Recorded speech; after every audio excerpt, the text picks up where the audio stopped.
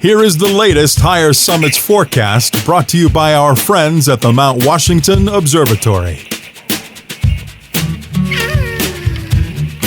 Weather above treeline in the White Mountains is often wildly different than at our trailheads. Before you hike, check the Higher Summits forecast at mountwashington.org.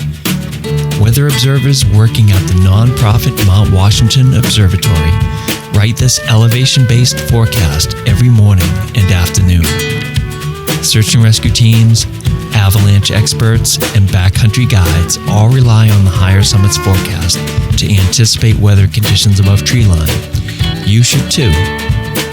Go to mountwashington.org or text forecast to 603-356-2137.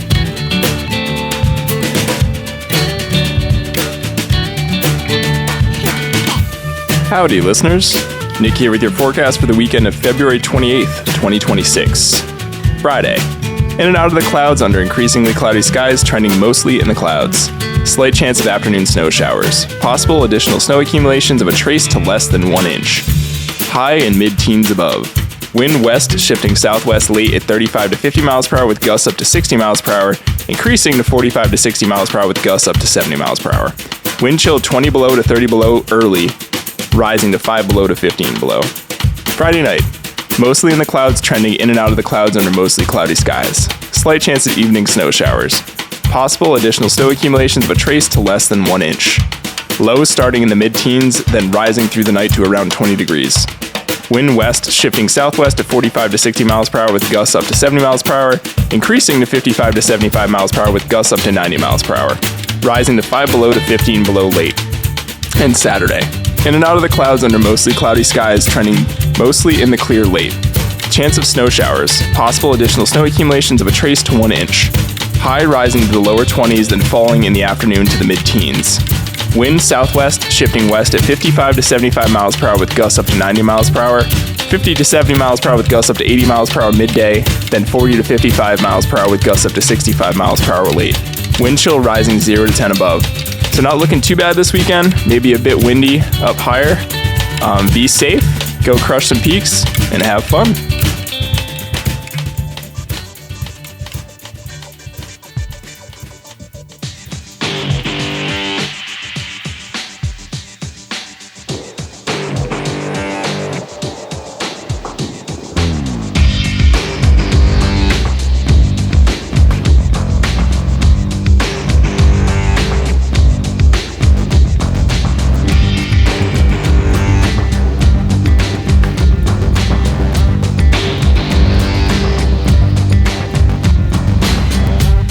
Broadcasting from the Woodpecker Studio in the great Live Free or Die state of New Hampshire.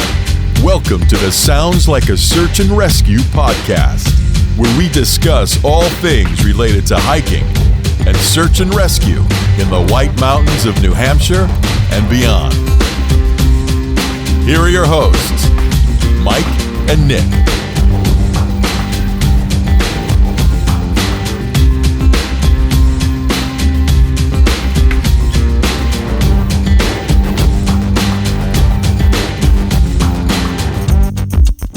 Shut off my little TikTok thing here. Yeah, shut off the TikTok. It's the tick thing that before. Yeah. You know what I mean? Yeah. No matter what, if I try to shut it off beforehand, it still like goes off. So, but it's still good. It still works. So I have to like wait till I hit record and then shut it off. So anyway, I don't know. I'll have to talk to the manager of GarageBand. But anyway, welcome to episode 224, Nick. We're both back from our travel. So you said the Adirondacks was a good time? Yeah, it was a good time. We just dealing with 4-month-old problems. So my son, just bad timing, I guess, but he had a fever basically most of the time, like a low-grade fever. So he wasn't sleeping super great. But we got through it. We're not sure if he had a virus, stomach virus thing, or if he might be teething or whatever, but It's all part of the fun, of the experience with the two kids and a newborn. Kid needs to learn to rally. Mom and dad have a hiking trip. None of this nonsense with fevers. I don't care if you're 4 months old. Like, suck it up. Noted. I'll have to communicate that to him next time. I'm like, Slasher Uncle Mike said, you got to suck it up. Take one for the team. Dad's got to get at the trailhead. Did you go early hiking, by the way? Did you? Yeah, I did. I snuck out solo one day and just not on much sleep. So Ash was a trooper too. My wife was an absolute trooper. She's an all-star. My wife would be like, your ass is staying home. She was sleeping when I left anyway, so it's not like a ton could happen. Yeah. But Rylan didn't sleep super well either too. So I think they were all asleep until like 9 or I was probably gone for 3 hours by the time they woke up. Right. They get excited because they're in a new place, or they're either that or they're freaked out because it's a strange place. But yeah. Anyways, how are your travels, Mike? It was good. I was down in Florida, so I flew into Jacksonville on Saturday morning, and it was fun. The Daytona was interesting, but we did on Saturday. We got to the airport, and then we headed down to St. Augustine, which I don't know if you've ever been to St. Augustine in Florida, but it's like this really cool. It's they call it the oldest city in the country. So I think it was like one of the first settlements of in the New World, besides like up in our area. Okay. So. It's a real, it's like at a pirate town vibe. Ooh, and it's got this long, it's on there's an inlet that goes right out into the ocean, but then there's the river, the intercoastal river is right across the street. And then they have an old fort that looks very much like the fort that is in, I've been to these forts before, and there's one in Puerto Rico that's very similar. So there's a fort that was built, I don't know when, the 1800s. And then there's an old cobblestone road that goes on for about a mile, maybe 3/4 of a mile. That's all just restaurants and shops and history and churches and museums and all kinds of stuff to do. So it was pretty fun walking. The coffee, I got an iced coffee, and then we had seafood and had a few drinks. So it was a good day. And then on Sunday we went to the race. Yeah. So we were staying in Jacksonville, so it was about an hour and a half south to drive there, but Daytona was wild. It was like I was texting you guys, and I said the best way to describe it is that every person at Daytona was like a person that if you had a lab to create somebody that would be a Daytona race fan, they all came out of that lab. They all there's big beards, big bellies, big black t-shirts everywhere with the NASCAR races. When you walk across the street, so we parked across the street. And I never saw anything like this before. I was like, I definitely am in the South. There was a guy standing on the crosswalk. So it's very much it's very similar to Foxborough. You have a 2 or 3 lane highway or roadway that goes one direction, and then a 3-lane road that goes in the other direction. Okay. And we went across the street and parked because if you go in that direction, you head north to get to 95. So it's better to be on that side of the road if you're leaving. So we went and parked across the street, and then you have to cross this crosswalk area, and there's hundreds of people in this crosswalk. And as you walk to the race stadium, this guy had a speaker, and he had what are those things called that you talk into? The loud, megaphone? Like a megaphone? Megaphone, and he's a Jesus guy, and he's fire and brimstone. He's yelling at people. These girls are walking, and they had their belly shirts on, and he's screaming at them. All the Daytona people going to hell. Yeah, he's everyone's going to hell. He's everyone's a horrible parent. He's yelling at guys that they're horrible parents. They're all sinners. It was wild. It was like a Jerry Springer show. I could have watched that guy all day long. I was like, this is the most entertaining, interesting thing. And some people would react and yell, and it was awesome. Wild. Yeah. But the race and everything, we get there pretty early, and they have it's like a county fair type of deal where you can walk up and down outside the stadium. Anyone can go there. So I'm assuming some people that didn't have race tickets were there, but you can look at the cars. They had Toyotas, Ford, Chevys. They had a pit crew that was showing people how to change tires, all kinds of swag. And they had the military was there with cool, military vehicles and stuff. So it was pretty interesting. And then the race itself was, our seats were amazing. We were up in the 4th level. Okay. And they had the flyover for the the jets. So the jets flew over and they were like right over our heads, the Thunderbirds. And then there was also like, because it was a weird like dry period, there were brush fires that literally like you would look out in the distance and you would see just smoke blowing, and it would be a brush fire. And there was one brush fire that actually took off right next to the stadium, and all the smoke blew into the racetrack. And everyone was like, oh, they're going to cancel the race, but then they put it out somehow. Oh, that's good. There's a lot going on, Nick. Yeah, I'm like, this seems like very stressful. Crazy sensory experience. I feel like I need a vacation from that. Yeah. But once the race started, I kind of settled in. I had a routine. So it's a 2.5 mile track. And I had my binoculars. So they would come across the front stretch where I was, and then they would go around turn 3 or 4, and then they'd be on the back stretch, and I would just put my binoculars on, and I would follow them all the way. And then once they got to the front stretch, I would take the binoculars off and they'd go back again and rinse and repeat. Is it like one of those where like the further out they're to the perspective, they look like they're not going that fast, and then they get close to you and you're like, holy shit, like they're flying. Yes. Yeah. It was like, and you have a lot of time on your hands. Like I was like timing the laps. So I figured the laps, they take 47 seconds to do 2.5 miles. Wow. Yeah. So they are going pretty fast. Yeah. So. And was it really loud too? And did you end up getting headphones or anything? Or? It was loud. I put in the ear plugs and stuff. So, but I didn't know I wasn't rooting for anybody. You know, it wasn't like I was going to a Patriots game, so I didn't have an investment in who won. I was just like, it's very exciting. And then the very last lap, they all just wiped out, and like it was like the one guy that was in the front of the line was the only one that didn't wipe out, and they ended up winning. So, wow. So I think one question too, all the listeners probably had is, did you just wear like khaki shorts, or what was the attire that you picked? I know Dave was teasing you about it. Oh yeah. So I don't wear like my brothers both wear like the cargo shorts that were popular like 10 years ago, but I don't wear those. I have like they sell them at REI, like Viore shorts I wear. Yeah. Which they're pretty comfortable. Yeah, those are comfortable. So there's no pockets. There's like just regular pockets in them. So they're not those cargo shorts. And then, I just wore a t-shirt and a long sleeve shirt because it was cool. It was windy. So that was it. I wore, actually was sporting my daughter's Elon, university shirt that she got me. So very nice. I was curious if you're going to go for like a t-shirt and jeans or something. I did wear my Maine hat that I got at the Freiburg Fair, and I was expecting somebody would be like, "Oh, are you from Maine?" And I could say, "Well, not Florida. Really," but but nobody cared. They didn't care. Oh well. So a lot of boomers. It was like there was. I feel like every boomer in the Southeast United States was at this race this weekend. That's the age group that they're going for. I think so. I think so. So, cool. But I like new experiences, and this was a good experience. It was very patriotic. Miranda Lambert sang, and I thought it was very exciting. Like I was riveted for it's a 3.5, 4 hour race, and I did not get bored at all. And we were there. We got there at I think 7:30 in the morning. And the race didn't start till 1:30 or 1:45, and then we were there until 6 o'clock, 7 o'clock. So it was a long day, but I was not bored at all. Cool. Yeah, so definitely something you'd recommend going to see if you have the chance to see it. Yeah, I don't think I'd rush to go back, but yeah, I thought it was a cool one-time thing. Not cheap. I think the tickets were like $350 each. So geez, yeah. So anyway, but that's my Daytona 500.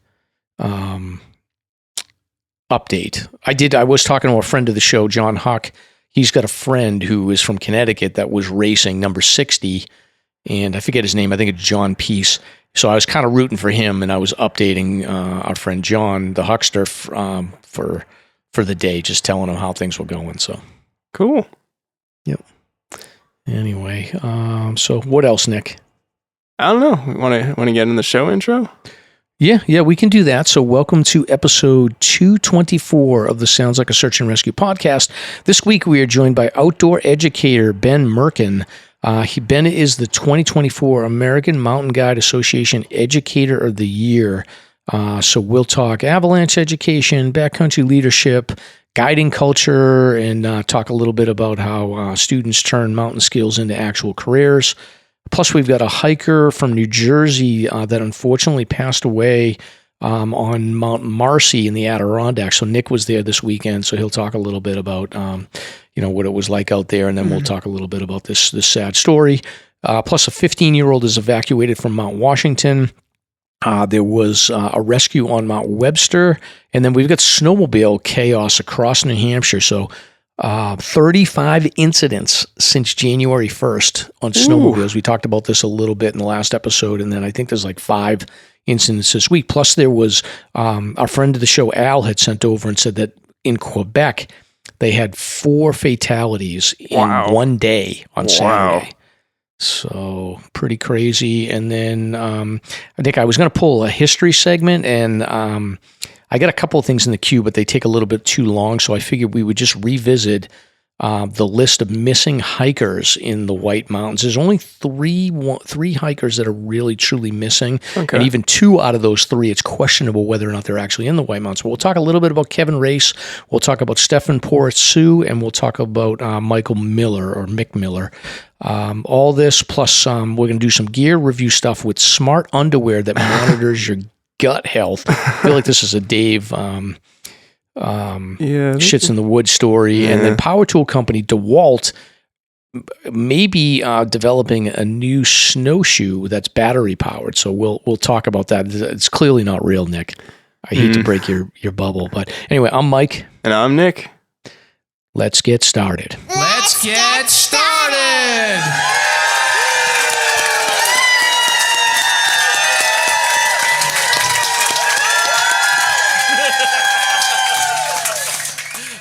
All right, Nick, so why don't we kick it off with our friends from the Alzheimer's Association and the 48 Peaks, and I'll let you do the plug here. All right, we'll do. So use your passion for hiking to end Alzheimer's. Join 400 plus hikers as they climb New Hampshire's 4,000 footers or create their own challenge to support the mission of the Alzheimer's Association.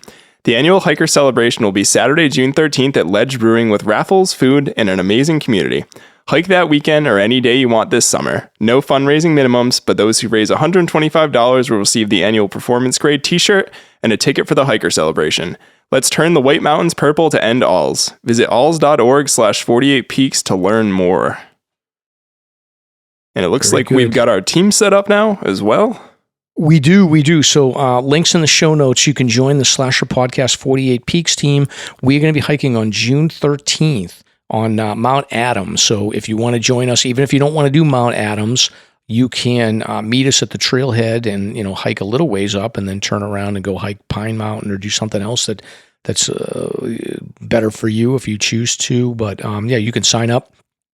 Check the show notes out and just click on the Join the SLASRPodcast 48 Peaks team. And then you will get into our page and then you can click Join Us.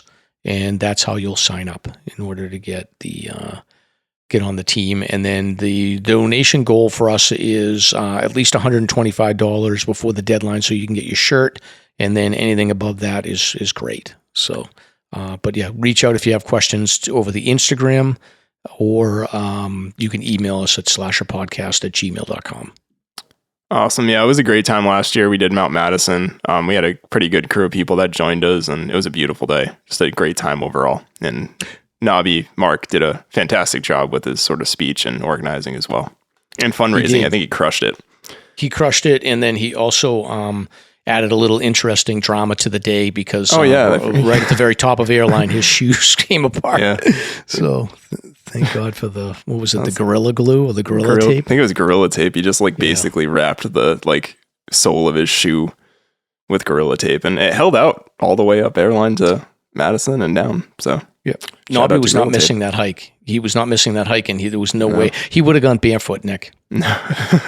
No, he did it. Awesome. All right. So this is breaking news for everybody. This is a new event. We like to do live shows. Our last live show was at Bethlehem. You okay, Nick? Yeah. Wrong hole with my non-alcoholic Guinness. Stings a little bit. Burned my nostrils more than I thought it would. Anyway, sorry. I wasn't going to let that one go. Yeah, how long can I cough before Mike's going to call me out? We'll have to keep this in there. It'll add some flavor. We're people too. We also can't drink water sometimes, apparently. Yeah, now Mike's taking a casual sip. That's true. We need more Nick content. We were looking up AI. I think we were looking at Grok and ChatGPT. Yeah. So you guys, was it was it you looked it up or Stomped it first? I missed on that chain, but someone looked up in Grok for a summary of Slasher podcast, and it didn't mention me at all, which I was like, okay, I guess I haven't been on long enough to be mentioned. It mentioned you. Yeah. It also thought you were the SAR member. That's right. Yeah. So we had somebody, maybe it was Dave had sent it over. Yeah, I forget who sent it. They did ChatGPT, and then we tried Grok, and I'll have to try Claude, but I did tell Grok, I was like, I said, like, don't forget that Nick is now the new co-host and that Stomp stepped away. And they were like, then they agreed afterwards and they were like, yep, Nick, blah, blah, blah. And then I had told Grok about your prior of the Puds podcast, and it seems to remember. So maybe it'll remember now. I haven't tested it out. So I was like with the bots when you tell it that it was wrong about something, and then you like come full circle on it, and then it just tells you like the same thing again. Like I had that happen with trying to rank like Winter 48 peaks, and it was kind of funny. It kept trying to put Mount Jakkur in there. I haven't tried again in a while, but yeah, it definitely is not trustworthy because, as a matter of fact, I was just asking it about. We talked about the show notes. We're gonna do a segment about some missing hikers: Kevin Race, Stephon Porith Suo, and Michael Miller. And I actually put those into ChatGPT and said, like, I'm going to do a segment on these three. Is there any other hikers that are missing? And it actually mentioned like a couple of hikers that were well known, but were fatalities. So like it mentioned, it didn't say, I don't want to say who it was just because I don't want to say, but like, for example, it had like Kate Matcher-Strova as a missing hiker. And I was like, that's not wrong. She's a fatality. And it was like, oh, okay, you're absolutely right to correct me on that. So. It's not trustworthy. Yeah, I mean, but part of that, though, is the fact, and I think, again, like when I went down that path with the 48, like the one thing it seemed to have trouble with is distinguishing different peaks on the same mountain. But one thing also is it's looking at information on the internet, and we all know how accurate the internet can be. So I think that's a big problem. Like Jakkur kept coming up in that list, but I honestly think it's because there's a lot of misinformation and people think Jakkur is popular, so they think it's like a 4,000 footer or something. It was my guess. But instances like that, it's just tough sometimes. Yeah, that's true. That's true. But anyway, we were getting ready to make our big announcement on the live show. I don't know how we... Till I almost died. Oh, yeah, you were almost dying. Yeah. So anyway, last live show was in Bethlehem, but with Reckless. But this one coming up is... actually, we also did the 5K race as well. Yep. Stomp and Dave did. But this one coming up on Saturday, April 11th, we are going to do a live show at the Mountain Wanderer bookstore. So very exciting. So this is going to be from 2 p.m. until 5 p.m. on Saturday, April 11th in Lincoln, New Hampshire at Mountain Wanderer. So Forrest has been cool enough to offer us a chance to come in there. So we want to get a bunch of listeners to show up, buy a bunch of things at Mountain Wanderer, and hang out. You can get on the mic. You can get on the mic. Oh yeah, they can get interviewed. The microphone, not me. Okay, I was like, well, okay, you never know. Edit that out. No. I'm leaving that in. Yeah, exactly. So yeah, live show April 11th on Saturday from 2 p.m. to 5 p.m. So which should be good. And then we'll probably, if people show up, then we'll go to the. It's not One Love. It's what's the brewery called now? It's like Backcountry, maybe something like that. A couple around there. Yeah. Yeah. So go across. Yeah, we'll go out and have some beers afterwards. So anyway, looking forward to that. So we'll post that as an event on our socials, and then we'll also put the details in the show notes. So thank you to Forrest and Mountain Wanderer for being so nice to invite us in there. Yeah, thanks, Forrest. We're looking forward to it. It should be a great time. And I think that's a good time of year. Sort of, a lot of people don't think of going up in April as much in the Whites because frankly, the trails tend to be a mess. But I find it's a beautiful time of year if you can get on some packed trail and stuff. So looking forward to it. Hopefully it'll drive some people into the shop. Exactly. And then also just a reminder, while I'm thinking about Forrest, on Friday, February 27th at 6 p.m.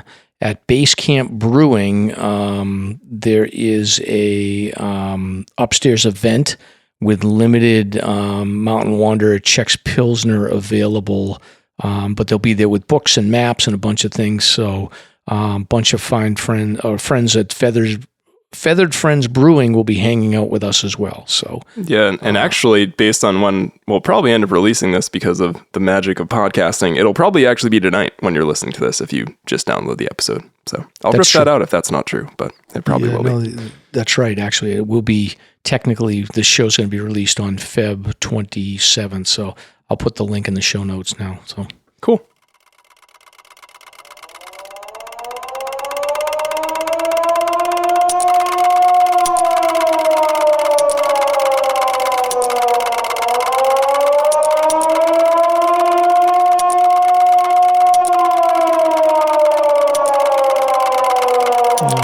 All right, so moving on. So we got a couple of rescue stories here. We're just going to put them in the front here. So a hiker in New Jersey dies after losing the trail near Mount Marcy summit.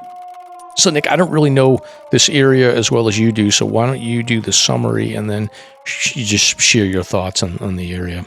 Yeah, sure. So I'd seen this one myself. A few people that I know, our friend Dan, actually, I know the Vermont boys that he's with, all kind of hiking the Adirondacks a lot, so they shot it over to me. But yeah, sad story.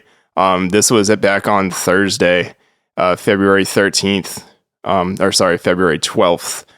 There was a hiker that basically called 911 around 3:05 p.m. She was with her dog and she slipped off trail near the summit of Mount Marcy. Apparently she was unable to get back up the trail. And she basically succumbed to hypothermia, and the rangers ended up getting her out. They located her deceased a little bit before 10 p.m. Very sad story. They didn't really release any more details on where she was found, just mentioning that it was kind of within the proximity of Mount Marcy. As far as thoughts on this one, so when I was heading out to do Colden on Saturday, which we'll talk about in a little bit, there's a ton of snow out there. I actually was on part of the route that's pretty common. You take the Van Hovenberg Trail all the way up to Marcy from the Adirondack Lodge trailhead. It's around, I think, 7-ish miles, pretty much out and back. A little over 3,000 feet. It's not a terribly large amount of elevation gain. I had done it with Ash before in the winter, actually, probably 4 or 5 years ago now. One of the best undercast days I've actually ever had, but pretty straightforward trail.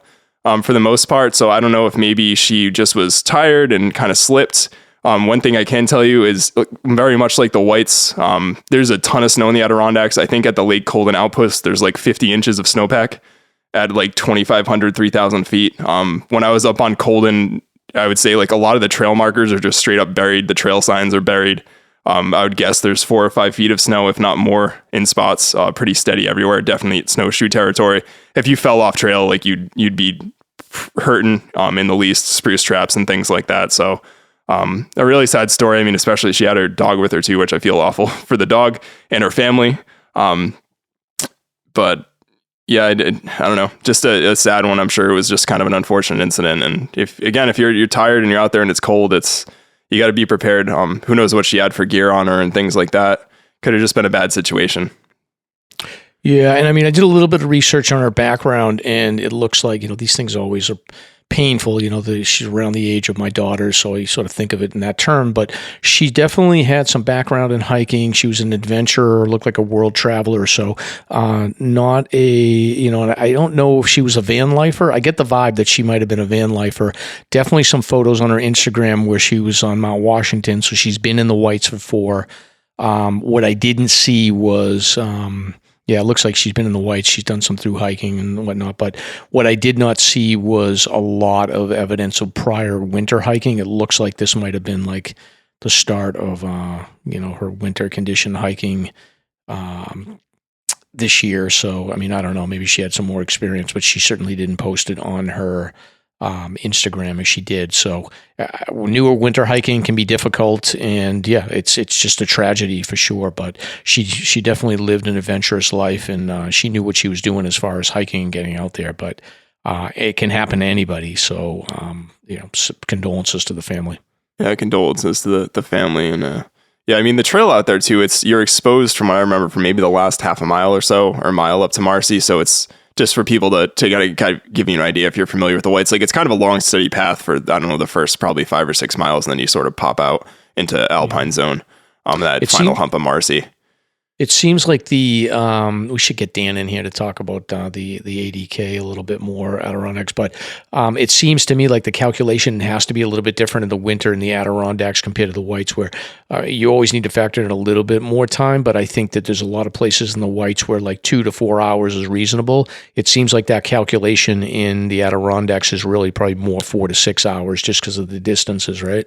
Yeah, for sure. I think even like the hike I was doing out to Colden, it's like 6.5 miles, 6.4 miles or something each way, because you're kind of hiking into that wilderness area and then kind of going up the high peaks. A lot of it, the approaches too, it seems like to me in the Adirondacks end up being more mellow, and then you're kind of going up a couple thousand feet pretty aggressively. But yeah, for sure, it's not like you're only going to go so fast if it's like a 15-mile hike. Like you're not talking like you're going to shoot up to Liberty and go back down in 7 miles and maybe 4 hours. Like you're out there, and that kind of has to be a conscious decision. Is not only you're out there, but for example, like where she is, so the Adirondack Lodge, one of the bigger trailheads in the Dax, just off the main state highway, and we were staying right over there. It's probably a solid 10 or 15 minute ride, depending how the road is, to down there to get to where the Adirondack Lodge is, and then you're talking to where she was potentially a 7-mile hike. So it's not like you're just gonna hop on like Interstate 93 or something and be really quick, or it's you're out there a pretty good ways. Yeah, it's terrible story. Feel bad for the family, and yeah. All right. So then moving on to New Hampshire stuff. So Nick had put in the script. Yeah, he definitely jinxed us because he was like, hikers in New Hampshire are still keeping the SAR news quiet. Great job, everyone. And then there was 2 cases that came out, I think, today. So, and I guess too bad for Nick. Nick cursed the New Hampshire hiking community. I did. I apparently I must have caught the Fish and Game page right before they put these up, and I saw the 5 snowmobile ones, and there were no search and rescue. So I was like, oh, everybody's overall. Since I'd be curious statistically, like when we're done with the winter, how it compares to past. I know you have all that data, but it seems like it's been pretty keyword on the page for hikers. Yeah. I mean, February is usually one of the quietest months, so it's only like a lot of times the people that are going out are pretty experienced, or they're not. No one's taking chances in this time of the year. So, so far so good. We'll knock on wood. It's been relatively quiet, but I did, before we had those 2 rescue stories, I did put in the show notes an article. It's a pretty good article that's been going around.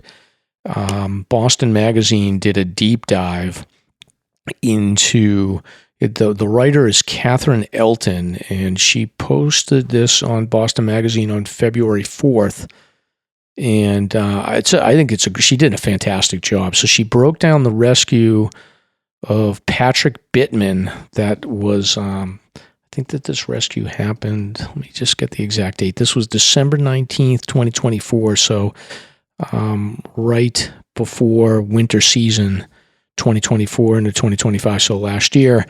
And this is the story of a solo hiker. I guess his intent was to go up to Franconia Ridge, see the sunrise. Originally, he was planning on, I think, being on Lafayette.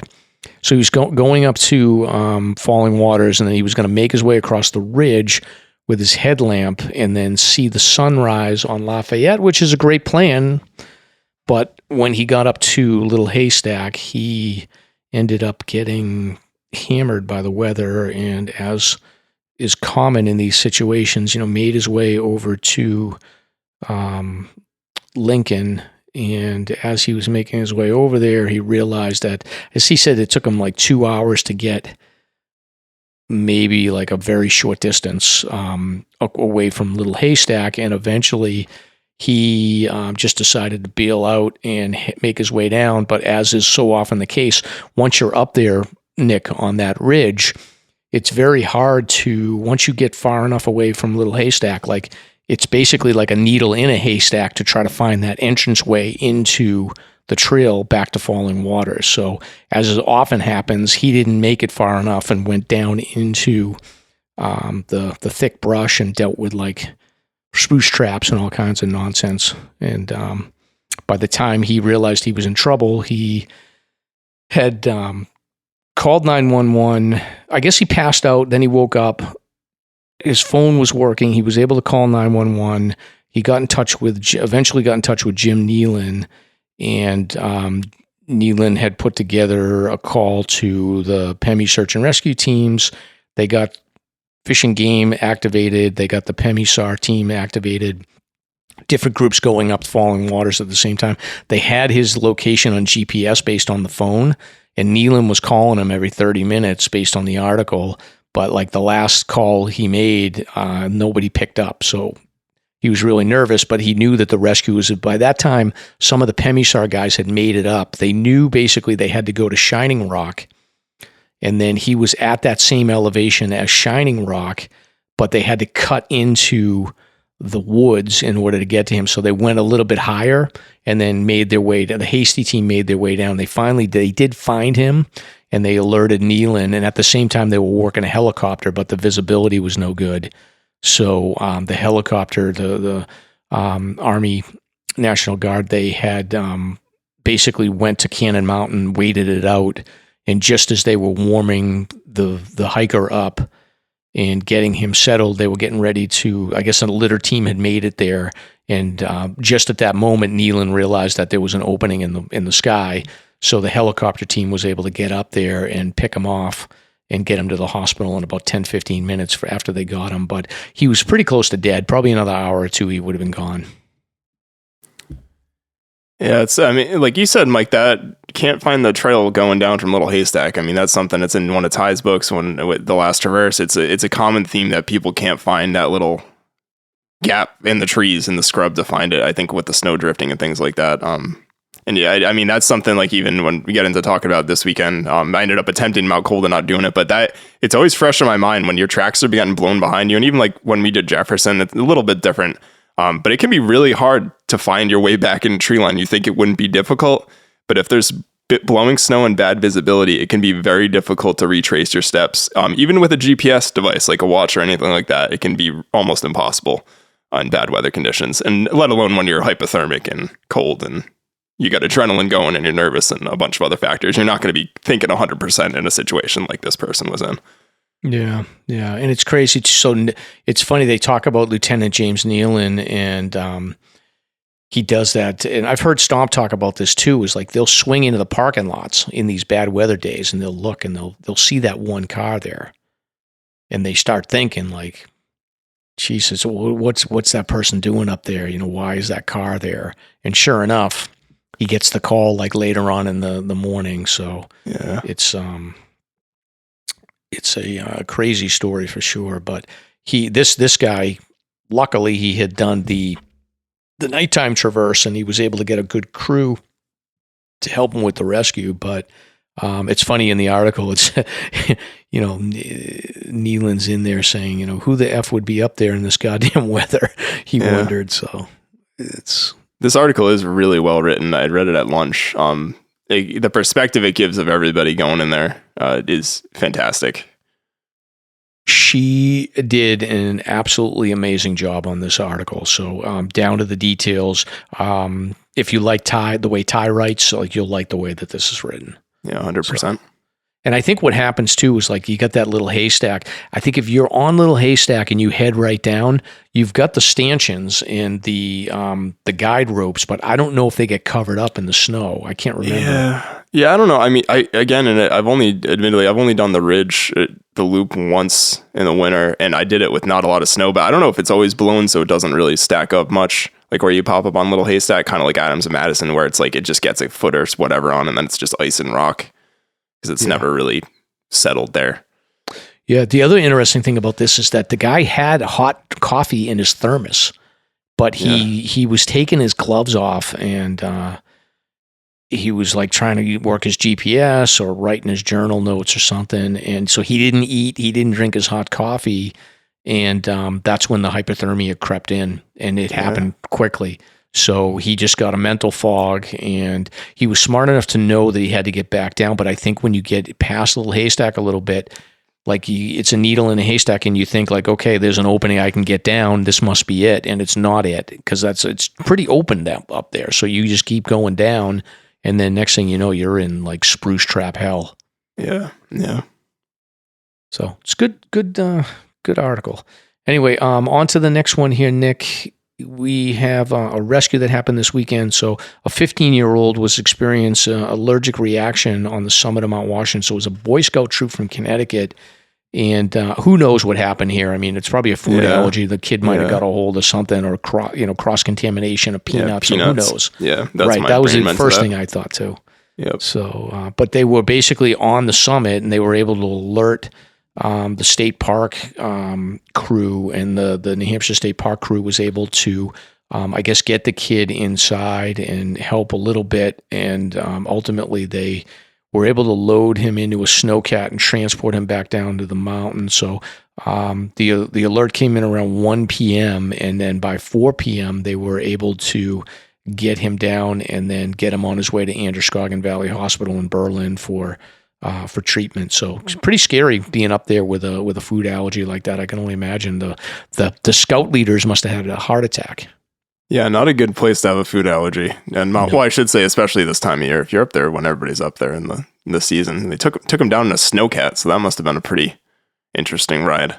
Right. That's a little crazy. So anyway, and then the next one here, we've got a rescue that happened on Mount Webster. So this was the way that this news report is written, I can't tell if they were like ice climbing or if they were hiking. But essentially, they said that they were climbing on the Mount Webster Ridge and having difficulty descending the trail. It doesn't say whether or not they were going down the Webster Jackson Trail or if they were going down Webster. I'm assuming they were going down Webster Cliff. Yeah, that was my assumption, is like they went up to Webster and then they were trying to come down Webster Cliff. Maybe they did Jackson Webster and were coming down that way to trying to loop it or something. Not aware that it's not really used in the winter as much, as you and Jake found out last year. Yeah, exactly. The trail above the climber trail is a nightmare. Yeah. So they were 2.5 miles up, and they called 911 for rescue, intermittent cell service, and the hikers decided to keep going on their own, but the rescue team was on their way. And I guess so the call came in around 10 o'clock or 8 o'clock at night, and then around 10 o'clock, the rescue team had gotten to the trailhead, but at the same time, I guess as that had all gone down, they were in a larger group, and some of the friends had also been climbing in other areas of Crawford Notch. So they had gone to look for there were three brothers, I guess, that were out there, and their friends basically saw their headlamps from the road and realized like, oh yeah, let's go hike in and meet them. And then randomly, so the friends had met them, and then they hiked out, and then conservation officers and some of the Lakes Region Search and Rescue team had met them and realized that they were all pretty much out. So they were well equipped, and they decided to keep on moving, and all was good. So no harm, no foul, I guess. Yeah, pretty great that they had some friends that were willing to hike up and help them out. It's kind of convenient. I don't even know if they realized that they were in trouble or not, if they just were like, oh, we're going to meet them. Yeah. I mean, they were just kind of like, oh, they're still coming down. Yeah, the article doesn't really mention that. Right. All right. And then for New Hampshire stuff, the other things we have here. So there was 5 snowmobile crashes over the weekend. We had talked about this in the last episode. And then, with the episode where Stomp was in, I tallied up, Nick, there's 35 snowmobile incidents on the Fish and Game website since January 1st, which I think is probably a record. And that's only the ones that are actually documented by Fish and Game. That's not people just like dinging up their snowmobiles or running out of fuel or having mechanical issues or things. Do you think it's just because it's been such a good snow year up there for snowmobiles that there's been so many, or freeze-thaw, or I don't know. I don't know what's going on. Maybe there's better enforcement. Yeah. Maybe snowmobiles have gotten so expensive that people are calling them in now because they have insurance. I'm not sure. Yeah, we'll have to get Stomp's take on this at some point. Yeah, we'll have to get him back in here. But the other thing is Al, listener Al had sent in, and he always keeps me up to date on what's going on in Canada. He had said there's 4 fatalities in Quebec on Saturday, snowmobiles. So there was there was a 47-year-old man who drove a snowmobile into a ditch and was injured critically, and he was pronounced dead when they arrived. That was at 9:30 at night. At 6:30, there was a call that 3 snowmobilers had sank in the waters of Lac La Motte during a hike. They were traveling on the ice on 2 snowmobiles when they found themselves in the water. 2 of them managed to get out, but the third is missing still. So they basically have a search team looking in the water to try to recover the body for that guy. Oh, man. Yep. And then the other 2 men were in their 20s, were taken by paramedics, and they had to go to the hospital. So 5 o'clock earlier in the day, a 47-year-old woman was riding solo on a trail and lost control and collided with a tree. She was pronounced dead on the scene. And then there was a collision between a pickup vehicle and a snowmobile on Route 287. This 57-year-old snowmobiler was pronounced dead at the hospital. So 4 snowmobilers dead for 4 completely different situations in one day. Wow. Starting at 12:40 and ending at 9:30. 4 fatalities in a small region. Man. I don't know if I'm going to be renting a snowmobile this winter, Nick. Yeah, and you do look at these statistics and think about it, but I mean, there's a lot of people out there snowmobiling. Right. All right. So on to national stuff. You had pulled something here. So Valentine's Geyser in Yellowstone erupts for the first time in 21 years. Yeah, so there's this geyser out in Yellowstone that is very erratic. It has sort of its own personality and eruption timetable. A lot of those geysers out there are pretty regular and they're a little bit easier to track. So this one was kind of cool to mention that for the first time in 21 years, it actually erupted. So this was on August 7th, 2025, and it kind of just came up because it's been Valentine's Day. I thought it was sort of a fitting thing to put in here. Sure. So it sounded pretty cool. It gets into a little bit about how the geysers work and eruptions and everything like that. I know Yellowstone, the geysers are like kind of a pretty big tourist thing. I know we occasionally see people getting burned by them or getting too close. Yep.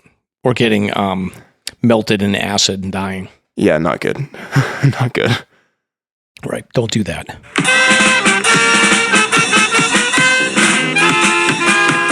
Are you ready for Slasher's Gear Review?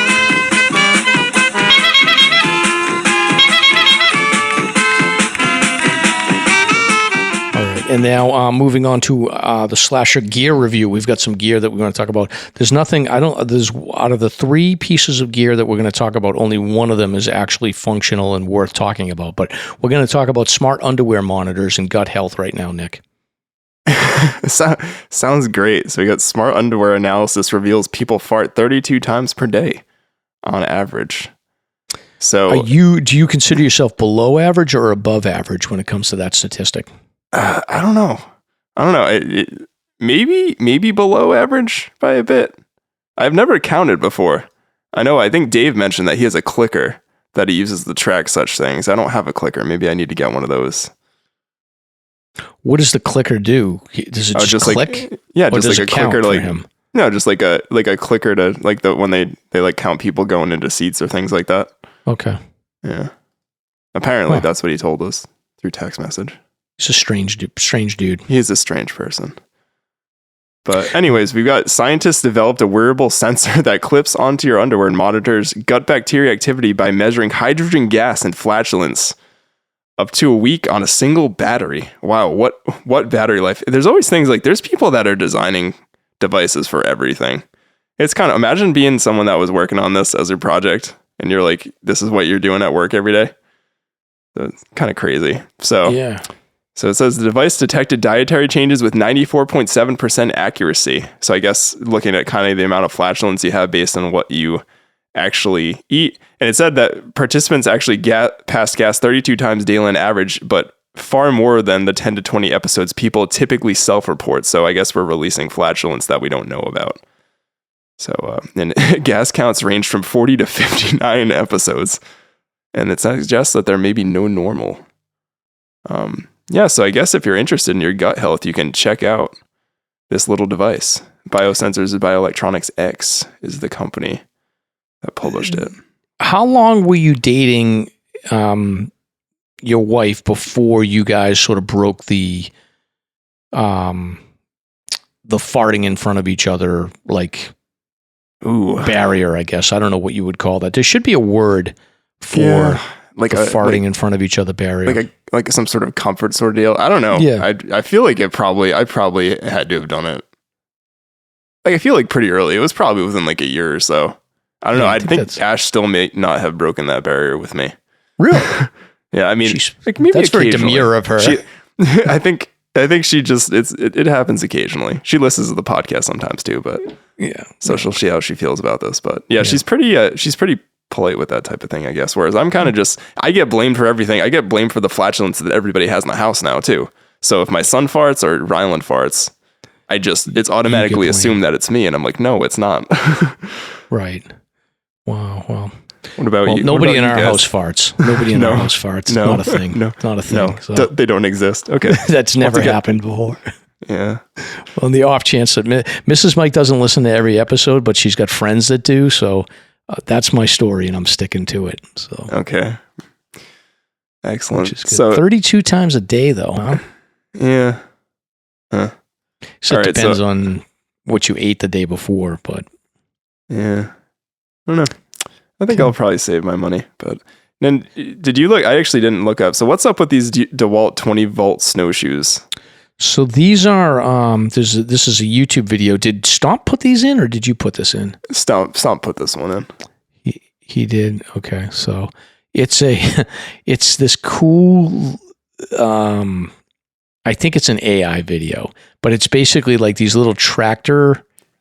It's like a tractor triangle that you can stand on, and then it has little skis in the front. So the skis are like really tiny, and the tractor moves based on Dewalt, which is there's like Dewalt, there's Milwaukee, there's Ryobi. So they have all these different battery power tool companies, and this one is Dewalt themed, and it's somebody like skiing up and down a hill on using this battery powered track that supposedly is like a snowshoe type solution. So we'll see I don't think that it's an actual product. I think it's just AI, but it looks like a fun idea. The handle is Midwest Mind AI, so I'm thinking it's probably fake. The video is it looks like it would be a cool thing to use. I wouldn't want to get anything stuck in it like your hand, because yeah. I don't know. Exactly. But I would definitely try them. I mean, it looks fun, so we'll see. And then last but not least, Nick has entered the dad zone big time with his Thule roof box. And I saw the picture of the roof box on the car, and it looked awesome. I was so happy for you. Yeah. Thanks, Mike. So an actual piece of gear that you might be interested in. With the two kids now, we just do not have room for skis and snowboards and stuff in our car. Usually we'd lay one seat down and put the kid car seat in the other one. So I was looking at roof boxes. Our Outback already has Thule racks built into it. So I was looking at the roof boxes, and I ended up settling after looking at a bunch of reviews, because I just like to do that. I tend to be neurotic over looking at reviews and comparing products. But this Thule Motion one seemed like the best bang for the buck for what we wanted. They offer them different sizes. I got the extra large size, the normal profile. You actually can get a slim profile too if you want to fit in parking garages or things like that. But this thing fits a lot. Like, I think they advertise it as fitting up to like 4 skis and 2 snowboards, something like that. And it was useful. Besides putting that, we could put like a pack and play in it and things like that. So we were able to travel up with the 4 of us and all like sort of the baby gear and not be like super, super crammed. I kind of threw our snowshoes on top of my backpack and things like that. Anything that we didn't really care about being cold and being outside of the car, but it worked great. It was actually very easy to install, to clamp on. Pretty easy system. I haven't had any debacles trying to unlock it yet, which I'm told can be a thing. So that's been good. Yeah. I definitely have dealt with that before. So, this is good. It looks like the newer generations worked well. Highly recommend. Yeah. And it looks like they've improved these things a lot, because I have one that's probably 10 years old now, and the lock in it is a pain in the neck. That's it. So the Thule roof box. We all know that hiking a mountain can be hard at times. So here's a corny dad joke to help you get over it. Ba-dum-bum.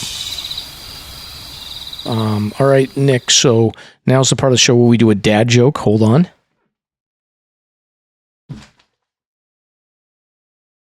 Waiting with bated breath. I lost my dad joke book because... He's reaching for it? Yeah, I lost my book because I put the Daytona 500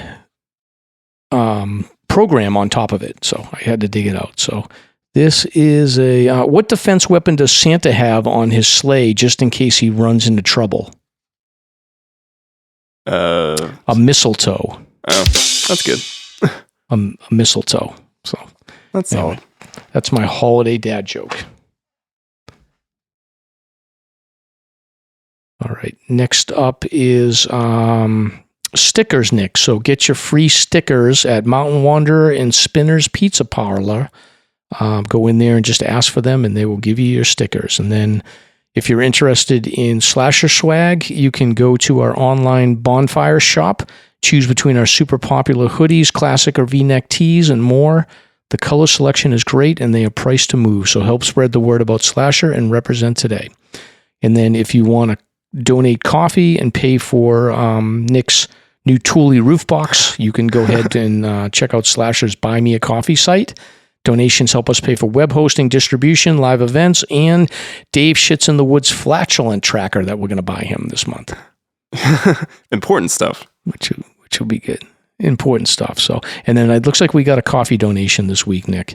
Yeah, we got a coffee donation by Anna HW. Thank you, Anna. Anna bought 3 coffees, and she had a little quote saying, "Here from Massachusetts, thank you for getting me through winter injury last year and inspiring so many.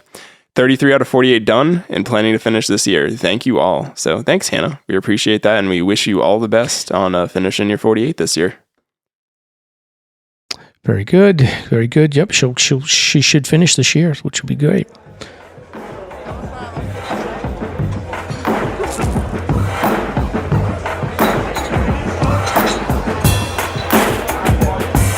Hey, hold my beer. It's time to find out what Mike and Stomp are drinking on this week's Beer Talk. All right, Nick. So this is the part of the show where we talk about beer. What beer we are drinking? Are you drinking anything good? I'm just drinking water. I drank a little too much over the weekend at the Daytona 500, so I'm hydrating now. What was the beer of choice at Daytona? Was it? It seems like a Bud Light, Budweiser crowd, or am I making wrong? Yeah, no, you're exactly right. It was basically like you could have either a Bud Light or a Budweiser. That was basically the deal. And then they had for food. It was they had hot dogs, foot-long hot dogs. They ran out of the foot-long hot dogs, and you had the regular hot dogs, and then they had burgers, chicken fingers and fries, and then nachos and cheese. So real healthy stuff. Okay, good, fair. Yeah, I don't have any. I just got a seltzer tonight. I did want to shout out. I had a couple beers over the weekend, and it's kind of become, I guess, me and Ash are creatures of habit, but it works out with the way when we drive up 87 from our house to the Adirondacks. To Lake Placid or Keene Valley, but like Paradox is like maybe 4 hours up. Paradox Brewing in North Hudson, New York. A lot of those Vermont guys that we hiked with seem like they really like their brewery, and their beer's pretty widely distributed in that area. But they're really good. They have good food. We actually took some pizzas to go there to have for dinner and have throughout the week. And we picked up 3 or 4 packs. Had over the weekend. Had a couple of different lagers. And Ash was drinking one of their stouts they had, that a coffee stout that she really liked. That's one of her favorites. So if you happen to be up in the Adirondack area, check out Paradox Brewing. Nice, awesome. And then you're just drinking water. You got tubby time and all that stuff to get the kids to bed. Yeah, I have a lime Spindrift seltzer, so nothing super exciting. Okay, yeah. Don't drink and give your kids tubbies. You might slip and fall. So.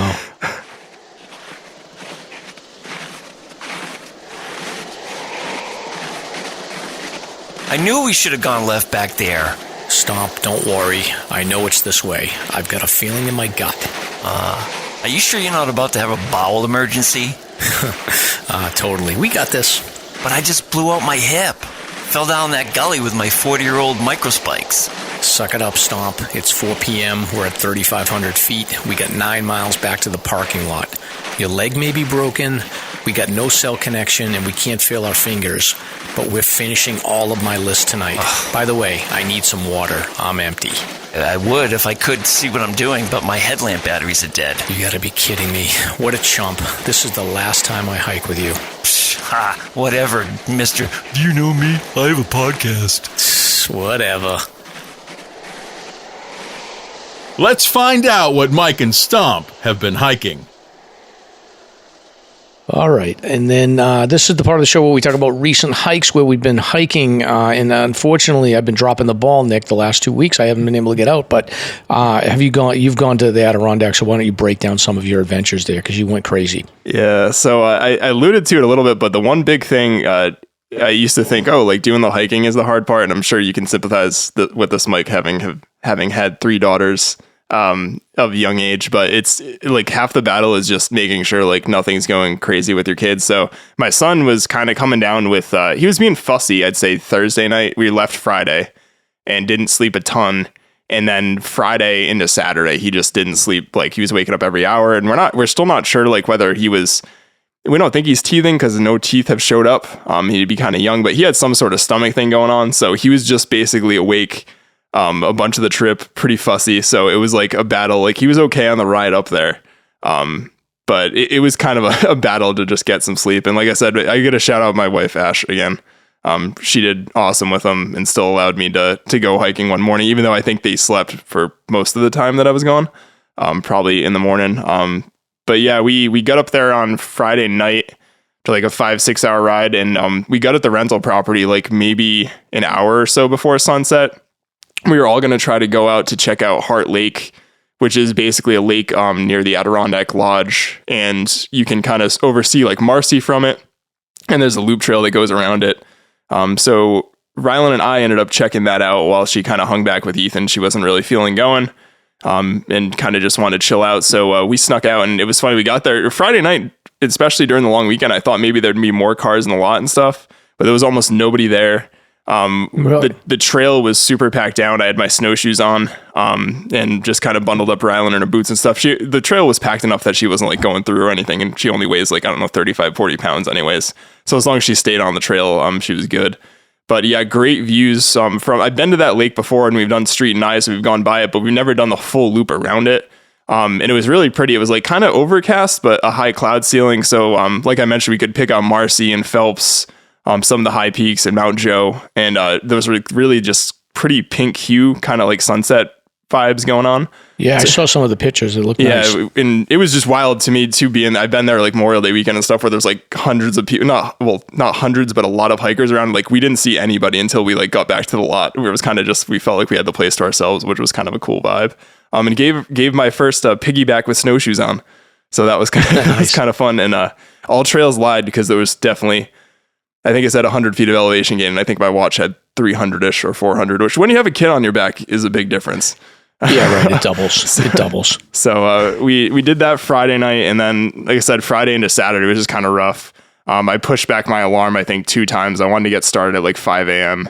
I had only like a 15-20 minute ride to the trailhead, which was nice. And my plan, kind of jumped the gun. My plan for Saturday was to try to get out and do Mount Colden.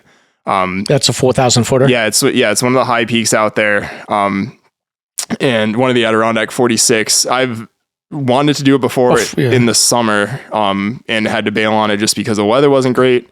And then I tried to do it actually almost 2 years ago exactly with Ash and my father-in-law, Tony. And we had to bail about 200 vertical feet from the summit on the southern side. So we went through, if you're looking on a map, you go kind of Van Hovenberg Trail, Marcy Dam, and then you cut through Avalanche Pass. And we went up the southern side of Mount Colden is like one of the steepest marked trails in the Adirondacks. I think it goes up like 1,300 feet in 0.8 or 0.6 or something. Very steep. My father-in-law kind of tweaked his knee. And again, he hikes quite a bit. This was one of his first winter hikes, especially with snowshoes on. And I think to my credit, I look back because I probably pushed it a little bit too hard. I probably shouldn't have picked that side to do with him. I thought we could loop over and it'd be easier. But kind of lesson learned. And once he said that his knee was bugging him a little bit, at that point, you're about almost 7 miles out, like 6.5 miles out. So I kind of just was like, we need to turn around. I kind of had concerns about us taking too long. So I wanted to go back and finally get Colden. This year, actually since July, Avalanche Pass is closed because there was a giant slide, I think in June or July from one of the rainstorms. So you have to go from the Lake Arnold side out and back if you're going to approach it from the lodge. So the stats for that, it's like around 12.5 miles, about 3,000 feet in that ballpark. Very mellow. The first, I think 4 miles, you only gain maybe 1,000 feet. And then once you're up to around Lake Arnold's, you kind of do 1,000 feet from when you branch off from the Avalanche Pass Trail. Then you do another 1,000 feet up the northern side of Colden. And was pretty smooth sailing, well packed with snowshoes. Was able to kind of sail along. Ended up pushing back my alarm. I think I got started around 7 o'clock. And then eventually found myself approaching the last 1,000 feet to the summit around, I don't know, like 9:15-ish, I think I got to Lake Arnold's. And that's where the trail get a little bit, I know people had broken it out the day before, so I was kind of feeling good about that. but there was a mix of it. It looked like there were skiers up and snowshoes, and they both were kind of weaving through what was the actual trail and wasn't. To their defense, some of the trail markers were completely buried. I actually found one that was like literally under the snow. So there's probably like 5 or 6 feet of snowpack in spots. Maybe exaggerating. I'd say at least 4.5 feet, especially when you're going up high. And I was making pretty good time. Had to re-break the trail a little bit. And once I hit around 30, I'd say 4,400 feet, it kind of got cloudy and it was snowing pretty good. It was supposed to clear up that morning. As we all know, mountain weather is subject to change. It was not clearing up at all. It didn't give any signs. And I got to the north there. Basically, there's a northeast summit of Colden that you approach before you actually get to the proper summit. And the side you went up is not the steep side. You came from the north. Correct. That's not as steep. Okay. Yeah, correct. You kind of actually follow a really nice natural ridgeline. Our buddy Steve had told me it's really one of the nicer approaches of any of the high peaks. I think the steepest sustained grind was kind of up to Lake Arnold, and you kind of go up this natural ridgeline. And kind of once I broke above the scrub is where it kind of got blasted with wind a little bit. There was nobody in front of me, and I could tell on the trail register nobody else was heading for Colden at that point. And I kind of got transported back to when we were on Jefferson a little bit with our turnaround, where just really bad visibility. Obviously, it's not open alpine zone like something you'd see in northern presidentials, but completely exposed sort of little summit bump up there. Couldn't see much. I had to put on my goggles just to sort of get vibes of where I was going. I had some snowshoe tracks getting blown over. And I spent probably 15 or 20 minutes trying to find where the trail descended. It's funny, the clouds lifted for like maybe 5 seconds, and I could actually see a bump. Yeah, if you look on a map, there's sort of a bump in between that northeast summit and the proper summit. And then there's the final summit after that, and I could actually see it for a sec. And then the clouds just descended again. The wind kicked up, and it just was unable to find my way down. It's a pretty narrow ridgeline where you don't want to really mess around. A lot of spruce traps. It also, one side is basically Avalanche Pass on that sort of western side of the mountain, so you don't really have a lot of room to play around. And I had read with the guide where the path was going, but I just really could not figure out. I kind of ended up post holing like thigh deep a few times, and I'm like, I've messed with spruce traps last year. I don't need to be doing neck deep plunging by myself out there, especially.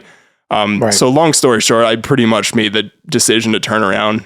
It was I was trying to be calm, but it's like, it is frustrating going out like 6 miles and change, knowing you're 0.2 miles or even less from the summit and having to turn around. But I was thinking about a lot of my friends I hike with, like you guys, and being like, this is just stupid. Like, I shouldn't be out here by myself. Right. So pulled the plug, ended up coming back down. When I got to Lake Arnold, there was a kind of a group of people, a couple different small groups of people heading up. I think I saw one of them on Facebook sort of made it to the summit, but they didn't get any views or anything. And really, I think it made me realize that local knowledge of having done some of these summits in the summer before can really help you in terms of, if you know the trail corridor. Like, I kind of take for granted, if you do peaks for the first time in the winter on new trail, like it can be really hard to tell where you're going to go. Like, I knew there was a section of ladder and stuff I was looking for and where it descended, but I just couldn't really tell, and I wasn't willing to take the risk by myself. Yeah, it's little things like when I think about when we were on Jefferson, like I knew from a couple of weeks before, I was like, all right, well, don't you'll get pulled to the right because you think you want to stay up in higher elevation, but you actually got to go to the left and head down. But you don't know that until you've been on those areas for like a few times. So it's tricky. Plus, yeah, like you said, you're solo and you're in there pretty deep. But yeah, this is going to be your white whale. This is like the one that got away from you multiple times now. So you have to just wait for a nice summer day. Yeah, exactly. That's what I told Ash, is the next time I go for it, like I'm gonna just wait for it either spring or summer and just try to get it up there. And again, I kind of had in the back of my mind and plans. I wanted to get out hiking with Rylan in the afternoon. So I'm like, I almost like half debated. I'm like, do I go up with these people and try to see if we can get it together? I'll go reascend 500 feet, but I'm like, it's been enough of a day already. Who knows if the first two people at least that I crossed didn't seem much more confident than I was that they would be able to find the trail across. And the guy that I did talk to on Facebook that was able to get up there told me, he's like, I think I made it to where the summit was. Like, he wasn't even positive. He's been up there I think he's been up there 3 times before. So just to give an idea of how bad visibility and the snow can change things. But yeah, made it safely back down. Ultimately beats any day of working. So made the hike out and got back and actually checked out this place called Henry's Woods out in Lake Placid, which is maybe 10 minutes away. It's almost like just this like natural, I don't know if it's a private area or the state owns it, or if Lake Placid, like it's town forest, but it kind of has a plateau around one section of it. Then it has this sort of knob. We did this sort of 2 mile loop that was perfect for Ryland. I think it was like 300 or 400 feet and like 2 miles. And it ended up having some nice views out over Lake Placid and out to Whiteface. The clouds were kind of obscuring things, so we weren't able to stay out that far, but just really pretty sort of snowy views. The temps weren't really that bad. I think it was in like the probably low 20s most of the day. So that was pretty much Saturday. And then Sunday, our initial plan was to actually go ski Whiteface, but we had another rough night of sleep. Ash wasn't feeling it. And I was kind of like, I just feel like bringing a cranky kid to a ski lodge is going to be kind of a dodgy move. And Ash had the common sense to actually look to see if we could exchange our ski tickets. So they'll basically give you, and this is a shout out to Whiteface because I don't think every ski mountain will do this, but they actually gave us credit like right away and just exchanged it, like emailing them. And you can use it up to 13 months a year later to anything at Whiteface. So like gondola rides, anything that they have basically at the, I guess the whole development over there, like their store and stuff. So that was cool. We agreed to do that, and I was looking up family hikes, and we ended up checking out this one called Cobble Lookout. That's actually kind of similar to the, I guess, in the area of Whiteface. It's like adjacent to it. It's across from like Esther and Whiteface. And it's funny, there's actually a town up there called North Pole, New York, which I think is kind of funny. They have like a Santa's workshop and things like that. I would hope so, yeah. Yeah, it was pretty neat. But this was another, like I would shout this out, great family hike if you have some young kids like we do. Ryland did the whole thing, I'd say mostly by herself. I had to piggyback a little bit, but maybe like a mile and a half or 2 miles out, 200 feet of elevation gain about each way. It was kind of a lot of up and down, but just a beautiful overlook out to sort of the southern high peaks, and then Whiteface and Esther right in front of you. So that was super cool. It was fantastic too to get back on the trail with Ash. And like, I felt like that was our first official hike of a family of 4. We had our son all bundled up in a little sort of puffy parka thing on Ash's chest. And then I'm kind of piggybacking Ryland, and she's sort of doing her own thing. And we were able to get away with Spikes. We watched some ice climbers for a bit, so that was cool. And Sunday evening, we got back, and me being just wanting to take photography and not being able to sit still, I took the opportunity to go up and catch sunset on Mount Van Hovenberg off the Adirondack Lodge Road. So made it up there pretty quickly. I could have used snowshoes. It was very packed, but it was almost like that loose, annoying powder where I'm trying to think where we were hiking, Mike, and you're like, oh, I feel like snowshoes would be easier sometimes if you're slipping a little bit. I don't know if it might have been Willie Tom Field. Maybe. But ended up going with spikes. I wasn't punching through, but I was slipping a little bit. I think ultimately the spikes allowed me to move faster, certainly on the way down, toss up on the way up. But I got up there, I think sunset was like 5:26, and I got up there like 4:50-ish. So didn't have a ton of time. There's one other dude up there that was pretty chill, watching the sunset. He said to me like 5 times he was leaving, because it's one of those, the colors in the sky just keeps changing. So he kept watching it before heading down. And I don't know if he had a headlamp or not. He seemed like he didn't want to wait till total dark, but amazing sunset up there. You've got a pretty much a 270-degree view out to like, I don't know where it goes, like almost to Lake Placid, sort of behind you, all the way across to like Big Slide, which I guess would be sort of the northeast from that is. Forgive my directions, people that know the Adirondacks better. But you have this whole expanse of the center of the high peaks with like Marcy and Gothics, and you got it's cool, like looking straight down the pipe. Algonquin kind of is like this middle triangle, and then you got Colden to the left of that, and then Street and Nye and all these other mountains to the right, in Indian Pass, and it was just fantastic. Like I took 100 plus pictures easily on my camera. I was going through them. And still going through them, and I'm sure I'll be sharing them out on the Slasher page, but it was cool. I haven't done that many sunsets.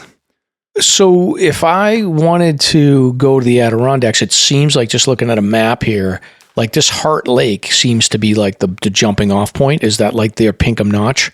Yeah, it's fair to say it's one of the major trailheads. They have like the Garden, the Lodge, the Gardens like out of Keene Valley. Then you got like sort of Elk Lake, which is where like the Dix Range is. I haven't been to some of the other ones like Upper Works, and I'm trying to think what the one is for the Santanoni Range, but like the center of the high, like basically if you're going to do Marcy or do like probably 15 to 20 different high peaks from that route, like you can pretty much do it from the Lodge. And then you've got Mount Joe, which is kind of like a 3-mile round trip, 900 foot climb that has great views. You got Mount Van Hovenberg. Me and Ash have done Van Hovenberg, I think, like 3 or 4 times now. I think that was my fourth time. So their Mount Joe was like our Willard. Exactly. Yeah. Van Hovenberg's like, I would say it's very comparable to like a Willard or like maybe an Avalon, something like that.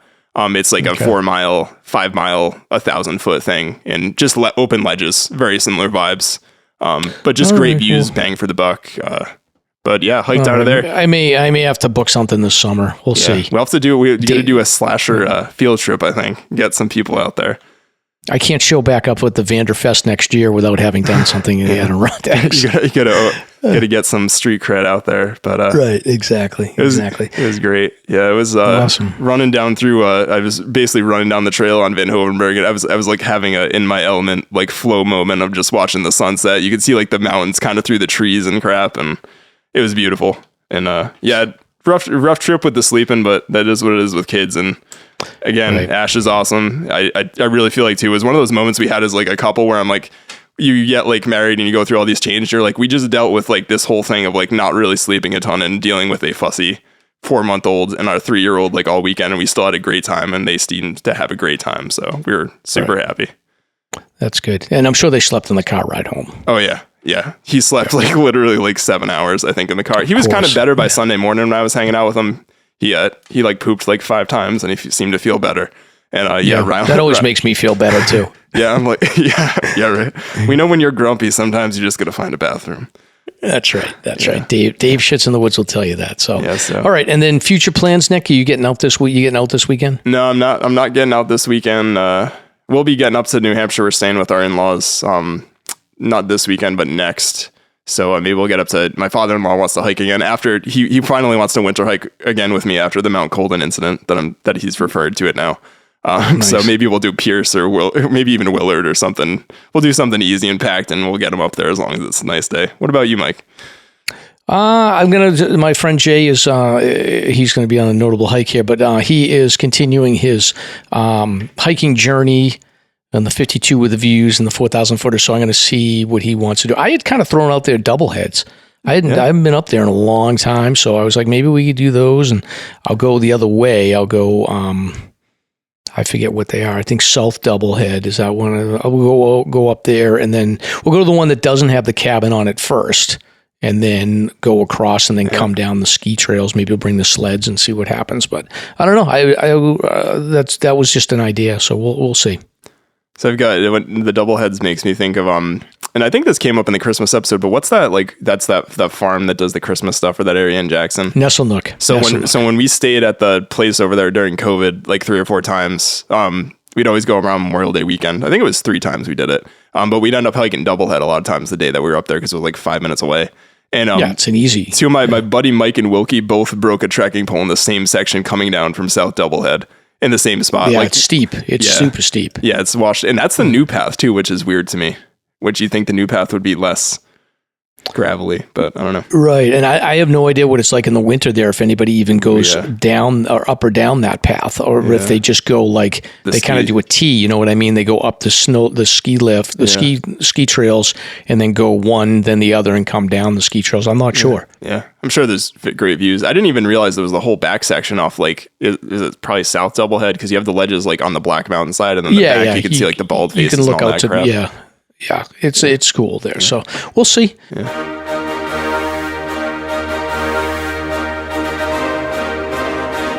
It's time for Slasher's Notable Hike of the Week.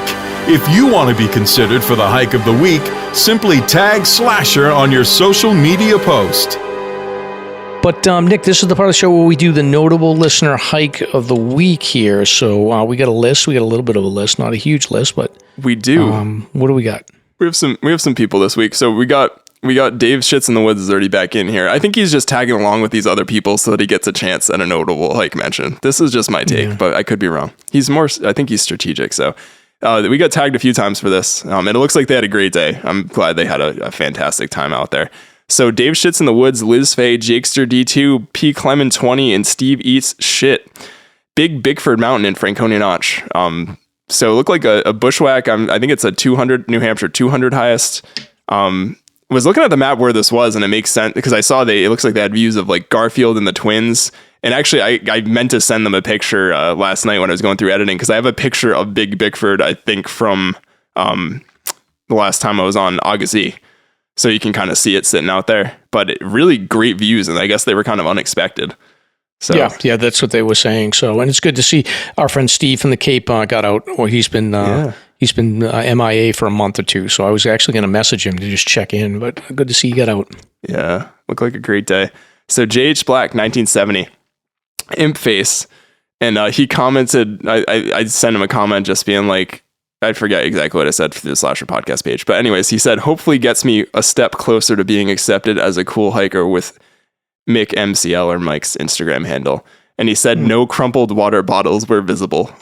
Yeah, Jay's been like hiking, and he brings like he brings like a water bottle like this, and he puts it in his shoulder pocket.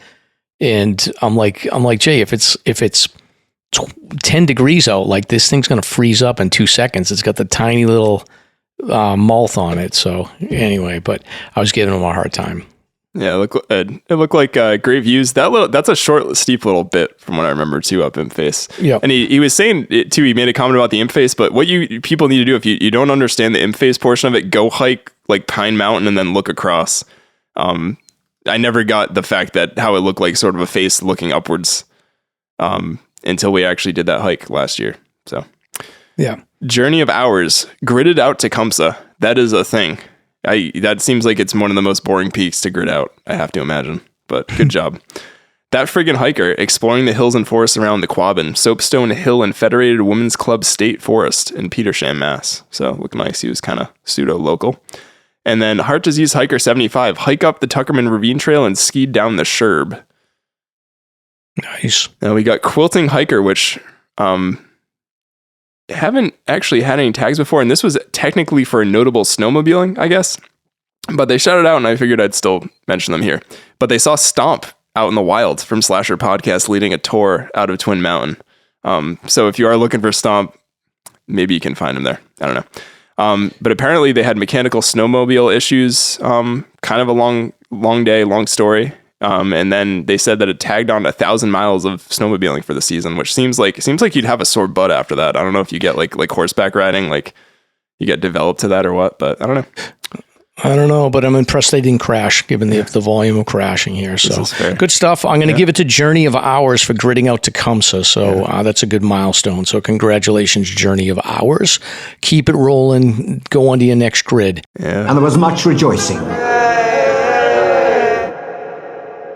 All right, Nick, this is the part of the show where we're going to welcome our guest, Ben Mirkin, who is a outdoor educator, full-time faculty member, Vermont State University, and also a thought leader and a leader on the American Mountain Guide Association. So he's going to talk a little bit about his background, talk a little bit about safety, and a bunch of other topics. So let's move into that segment, then we'll come out the other side. Sounds good.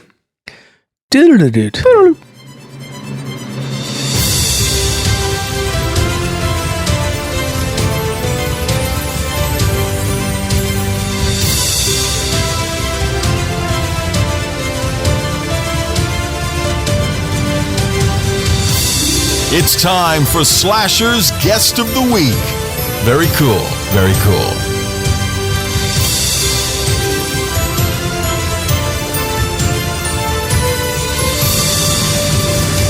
We're pretty casual, Ben, so like this is not NPR.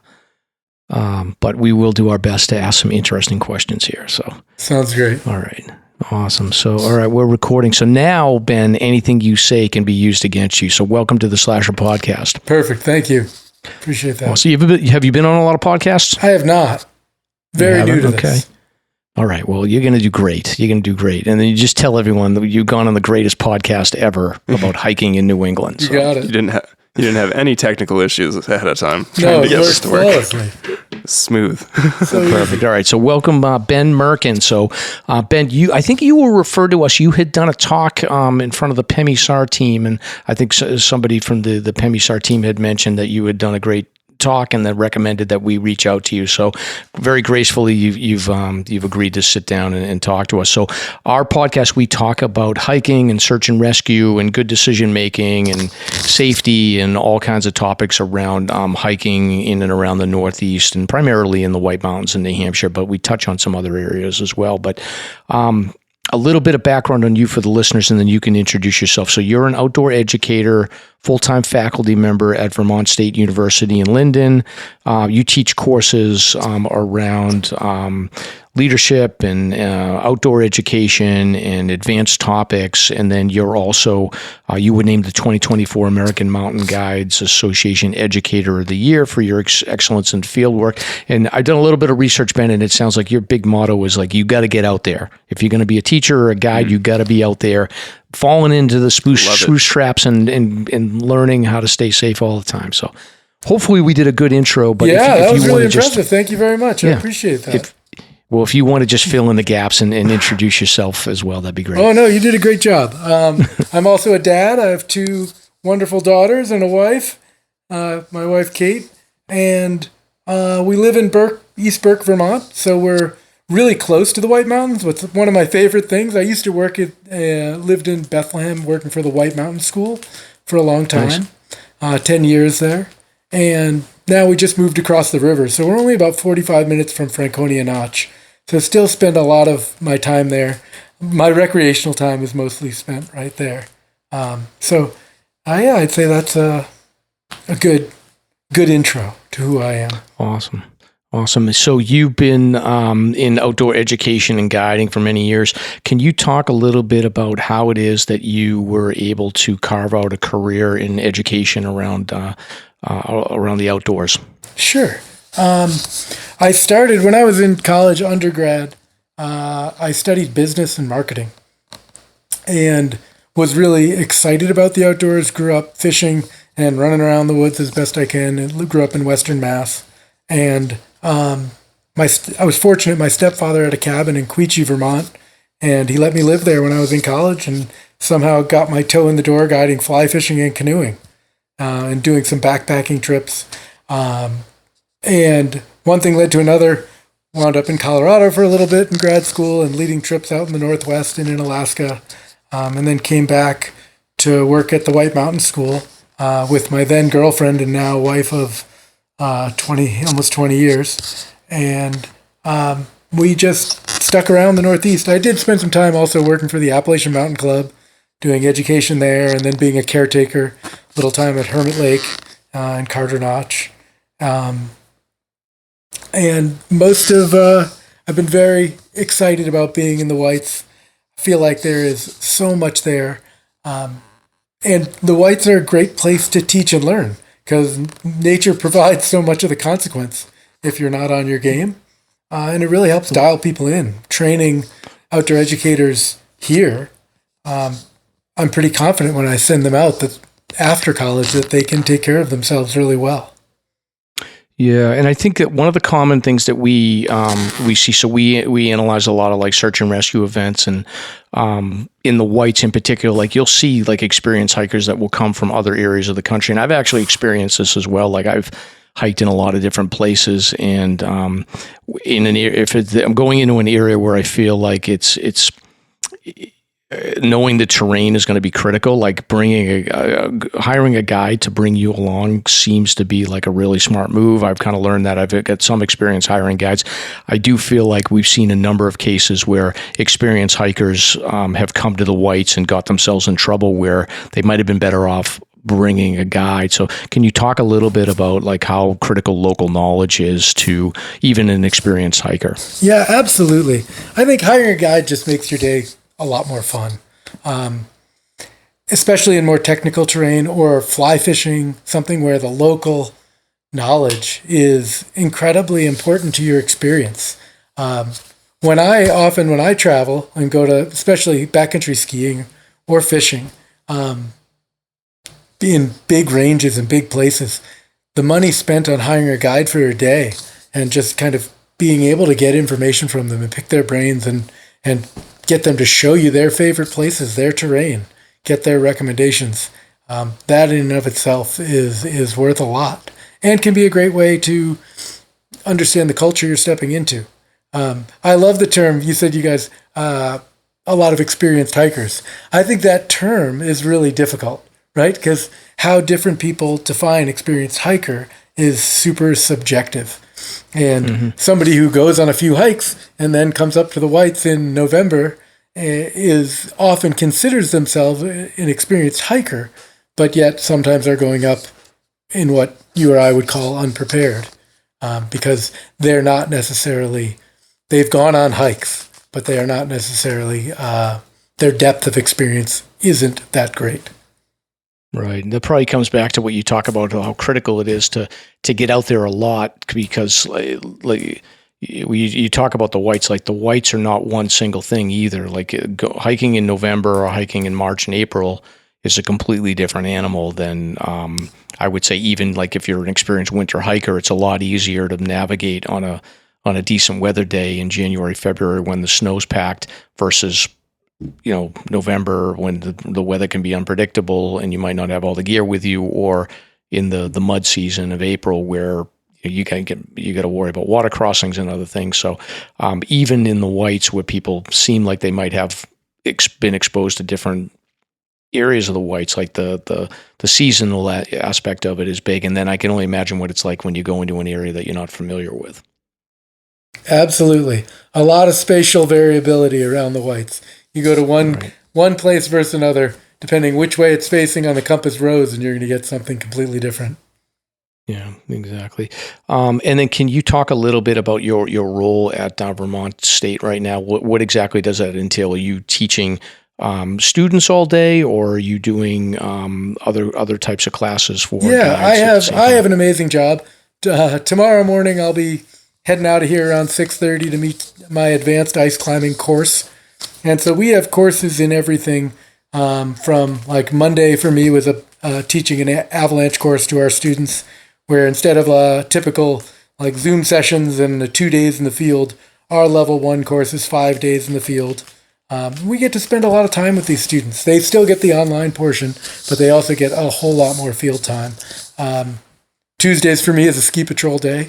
But my role at Burke Mountain, that is, my role with the college is in the spring is pretty much entirely field-based courses. So right now I'm teaching fundamentals of ice climbing, advanced ice climbing, a level 1 avalanche course, and then later in the semester I do an advanced backcountry skiing course. We do an 8-day version of the single pitch instructor course. So instead of 3 days, we space it out till 8. And then every other year, including this year, I do an advanced rock and rescue course, where students who are already certified single pitch instructors take the course, and they essentially get prepped to take a rock guide course. They learn all the in-depth rescue skills. So we spend 4 days at the beginning of the course doing high-angle rescue, and by the end of it, they're doing what the advanced rock guides do in an untimed way. So an advanced rock guide assessment, you have to do this drill in 50 minutes, and our students will work through it. We won't hold them to the 50 minutes, but we want them to have all the skills developed and the ability to perform pretty complex rescue in high-angle terrain for those students that's their thing. That's the direction they want to go. So I get. What are some of the programs that the students are in that would like some of them just take these as electives? Like that would be sick if you could take like an ice climbing class as an elective, but I'm assuming a lot of these students are focused on degrees that are going to lead them into a career in outdoor or environmental science areas. Yeah, so the name of the major is Outdoor Education, Leadership, and Tourism. And then I run the adventure education side of it. And so we have students go into a variety of careers. Some of them go on to be mountain guides, but that's maybe 10% at most. There are quite a few who go on to environmental education. A lot who go into the therapeutic realm, working for companies like Summit Achievement. Cool. Yeah, where they're helping youth. And generally, a lot of youth development programs, right? So that can be anything from environmental ed to wilderness trip leading to more specific skill development, as well as fish and game and a bunch of different careers. Right. Did they find that they're in demand and they can get good summer jobs and actually get into a full-time career where they want to go? We have about 100% for the last 7 years. We know we have 100% job placement, but they're not necessarily in high-paying jobs. They're in a lot of really fun jobs in beautiful places. A lot of them work for ski resorts as well. And they often work themselves from a seasonal position into a full-time. The ones who go work in the therapeutic realm make a pretty good living right off the bat and work week on, week off. And for a lot of our aspiring mountain guides, people who want to be a guide someday, that's a great option where they can make decent money and be able to afford the courses and the travel that are required of trying to become a mountain guide. Right, but no promises. I mean, it's a life. In some respects, it is a lifestyle choice. Like you can't always expect that you're gonna, you're not going into like the tech sector in California necessarily all the time. But I'm sure that like some people, it really depends on how much hustle you have. I'm sure you can do well. Absolutely, it is totally a lifestyle choice. Even certainly within the major, there's a lot of different career options that are largely lifestyle choices. And I think that's why I chose a career in outdoor education, was I wanted to be able to play outside all the time. Yeah. No, that makes sense. One of the courses, I was looking at some of the course selections, you have a leadership and small group dynamic course, and I'm curious about that. We talk about this a lot on the podcast. We've had Ty Gagne on before, and like one of his sort of seminal moments that he talks about was a Franconia Ridge hike where he was with two friends, and they were a little bit stronger hikers, and he was he was struggling a little bit, but he didn't want to show weakness and tip it to them that he was struggling a bit. And then I used to be more of a solo hiker, but like we've been on a lot of group hikes, and me and Nick actually run a 10-person hike in really sketchy conditions. And I was watching the group dynamics on that and how we sort of all came to the same conclusion at the same time that it was time to turn around. But can you talk a little bit about your perspective on group dynamics and how things can potentially go south if you're not paying attention to them when you're out hiking? Yeah. I think that's a critical topic. I do teach a course, Leadership and Small Group Dynamics. It's a gen ed here, so I teach it to a variety of different students. I do get to teach that one every other fall. How that plays out in the mountains is can vary as hugely as individuals' behavior. We talk a lot about the idea of expedition behavior, and that comes from NOLS, National Outdoor Leadership School, and this idea that when we're in the outdoors, when we're on an expedition, we should try to be our best version of ourselves. And that often your struggles and the shared adversity can bring out the best in people. But that a huge part of that is communicating, and that is trying to understand other people's perspectives. And checking in. Like, do we have the same goals today? I find, especially this is something that comes out a lot in teaching avalanche courses, that if people don't have the same goals, there's inevitably conflict, right? If their fitness levels are so vastly different that they're not compatible traveling together, or their equipment is so vastly different, they're not compatible traveling together, they're going to have issues, right? So talking in advance about what are the goals for today? How are we planning to travel? Are we going fast and light? When someone shows up in their skimo equipment, tiny little skis, and they're in full spandex, and the other person's got a giant pack and 120 underfoot skis, they don't travel well together. So establishing those things beforehand is pretty important. Yeah, it's interesting to me because it's such like a simple thing to just be like, hey, like, so I want to do this today, and what do you want to do? Like, but I think in my experience, a lot of times too, if I'm going with people that aren't as into hiking as I am, I think a lot of people assume that you're just going to kind of pick the decision, or it's like, we're just kind of with you for the day. And they're not really thinking necessarily about the route or the destination, or maybe how hard it is to get to certain places along the route.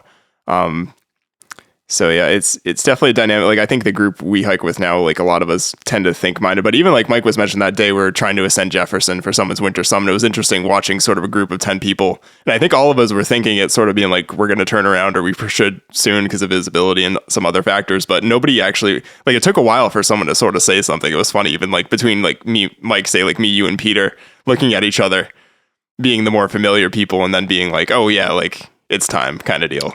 Yeah. And we saw one person spoke up and said, it's time to turn around, and not a single person. Oh yeah. Everybody was thinking it, but it's funny to watch. It's the first time I've seen something like that happen or really thought about it, probably after reading Ty's books as well, but for sure. Yeah. Hiking with a mix of people is eye-opening, how different the paces are and the expectation for what time on trail should be like. And I guess as a guide, I have the privilege of kind of dictating that and saying like, hey, we're going to walk at the pace of the slowest hiker, and we're going to try not to make that person feel bad about it, but we're going to take a break every hour for 10 minutes.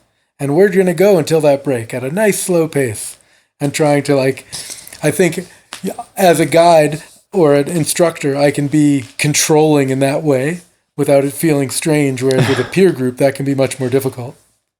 True.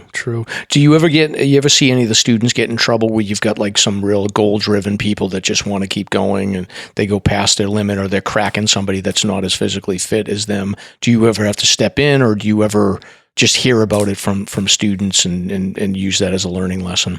Yeah, I mean, over the years, it is incredible how varied people's fitness levels are within a group of college students, right? Some of these kids are incredible athletes and people I can't keep up with, and they're just, amazing and really into their fitness, and others are not. And so we try to encourage freshman year, talking about the body being one of the tools in our arsenal as outdoor instructors, and that if the physical part is easy, you can concentrate on the complex things, which is humans. And so we try to encourage that fitness, but you definitely see a huge disparity between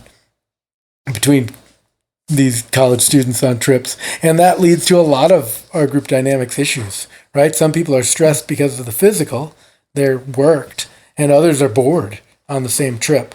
And so trying to find that happy medium, trying to be like, hey, why don't we set up camp, and those that want to, we can take a quick peak bag right up the way here and go for a quick hike at a faster pace without our big packs, while other people set up camp and hang out and do other things. That can improve the group dynamics, separating people out at times. Cool. From a guide perspective, do you have if you get somebody that reaches out that says, I'm not an experienced hiker, but I'm in good shape, do you have a particular mountain or area that you'll immediately springs to mind to you that you'd say, like, let's go out here for your first hike? Yeah. So most of my guiding is either rock or ice climbing or backcountry skiing. Yep. So I definitely have kind of a little measures for each, right? For me, I love Cannon Cliff. So for an intro rock, for someone who's done some climbing, I don't really guide beginners very much. But for an intro multi-pitch, I'll go up to Cannon Cliff and climb the Whitney Gilman, which is a classic 5.7. And then ice climbing, it's often in Franconia Notch, in Crawford Notch, doing things like Shoestring Gully, or going to Frankenstein and climbing Standard Route, or Dracula, kind of the what I would consider kind of trade routes. And skiing, it varies hugely. It's always so tough to know people's abilities. And so it's talking to them about where their best experiences have been. And then I always come back to goals. When I think about what drives human motivation, it's usually a goal of some kind. So whenever I'm guiding anyone, I'm like, hey, you're hiring a guide for the day. You're taking a big step.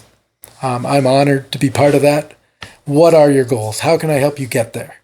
And usually that helps our friendship and our relationship, and then we can build that from there. Most of my guiding is clients that I work with long term. That can be a few times a year.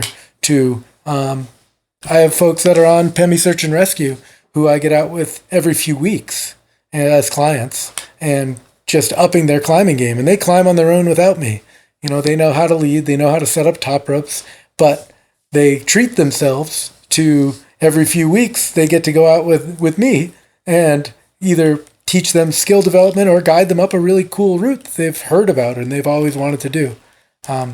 And it's fun for me as well, because I get a new friend who appreciates things I can teach them, and often we travel together and go different places. It's a pretty neat career in that way. Yeah, no, that sounds awesome. And the backcountry skiing, so I've dabbled a little bit. Like I have a setup, and I've done a little bit of backcountry skiing, and Mostly what I've settled on is like I get up early in the resorts and I'll do the uphill move and then ski down. But can you talk a little bit about the growth of backcountry skiing? Because I know it's gotten much more popular. What is your advice for people that want to get into it? Yeah, so backcountry skiing has grown in popularity in crazy ways. If people are just getting into it, I would encourage them. Everyone takes avalanche courses right away. You don't. Yep. That doesn't need to be the first thing you do. I think taking a backcountry ski course, an intro to backcountry skiing, could be a much better way to go. I always think in terms of what to have in your pack. I always think all winter folks should have a big puffy jacket with a hood, right? So worst came to worst and you got injured, you can survive a while if you have a pack and you have some basic essentials, as everyone talks about. But I would say in addition to the normal 10 essentials, having that big puffy jacket with a hood makes a huge difference. And in backcountry skiing, we carry these, we call them volet straps. They're made by a company called Volet that are 24 inches long. So those repair boots, those keep your ski attached. If your binding breaks, they can do, if you have a few of those in your kit, makes a good difference. But backcountry skiing, it varies hugely on what people think of, right? It can be a ski through a meadow in your backyard, or it can be skiing pretty extreme terrain on Mount Washington. And it varies hugely what people need in their kit and in their mindset for each of those things in each of those different days. Avalanche courses are awesome too. They do help you have a deeper understanding of the mountains. And one of the things I really appreciate about AIRI courses is it really does focus on the group dynamics. It focuses on including every voice in decision making and in respecting the veto when someone says like, hey, I'm not comfortable with this. So backcountry skiing can be great in that way for teaching people about planning as a group and trying to execute a plan and being willing to admit defeat, to admit when it's not necessarily a good idea and go with plan B. Have you ever gotten into a situation where you felt like, you know what, I really took a big risk here in backcountry skiing that I probably shouldn't have, and obviously it's worked out because you're here talking to me, but have you ever looked back and said, wow, we really pressed it on this outing? Yeah, I've had a few of those moments. I feel like one question I like to ask myself at the end of a day is, was I lucky or was I good? Meaning, did I get away with it today, or did I make sound decisions? And there are a few days that I've gotten back to the car and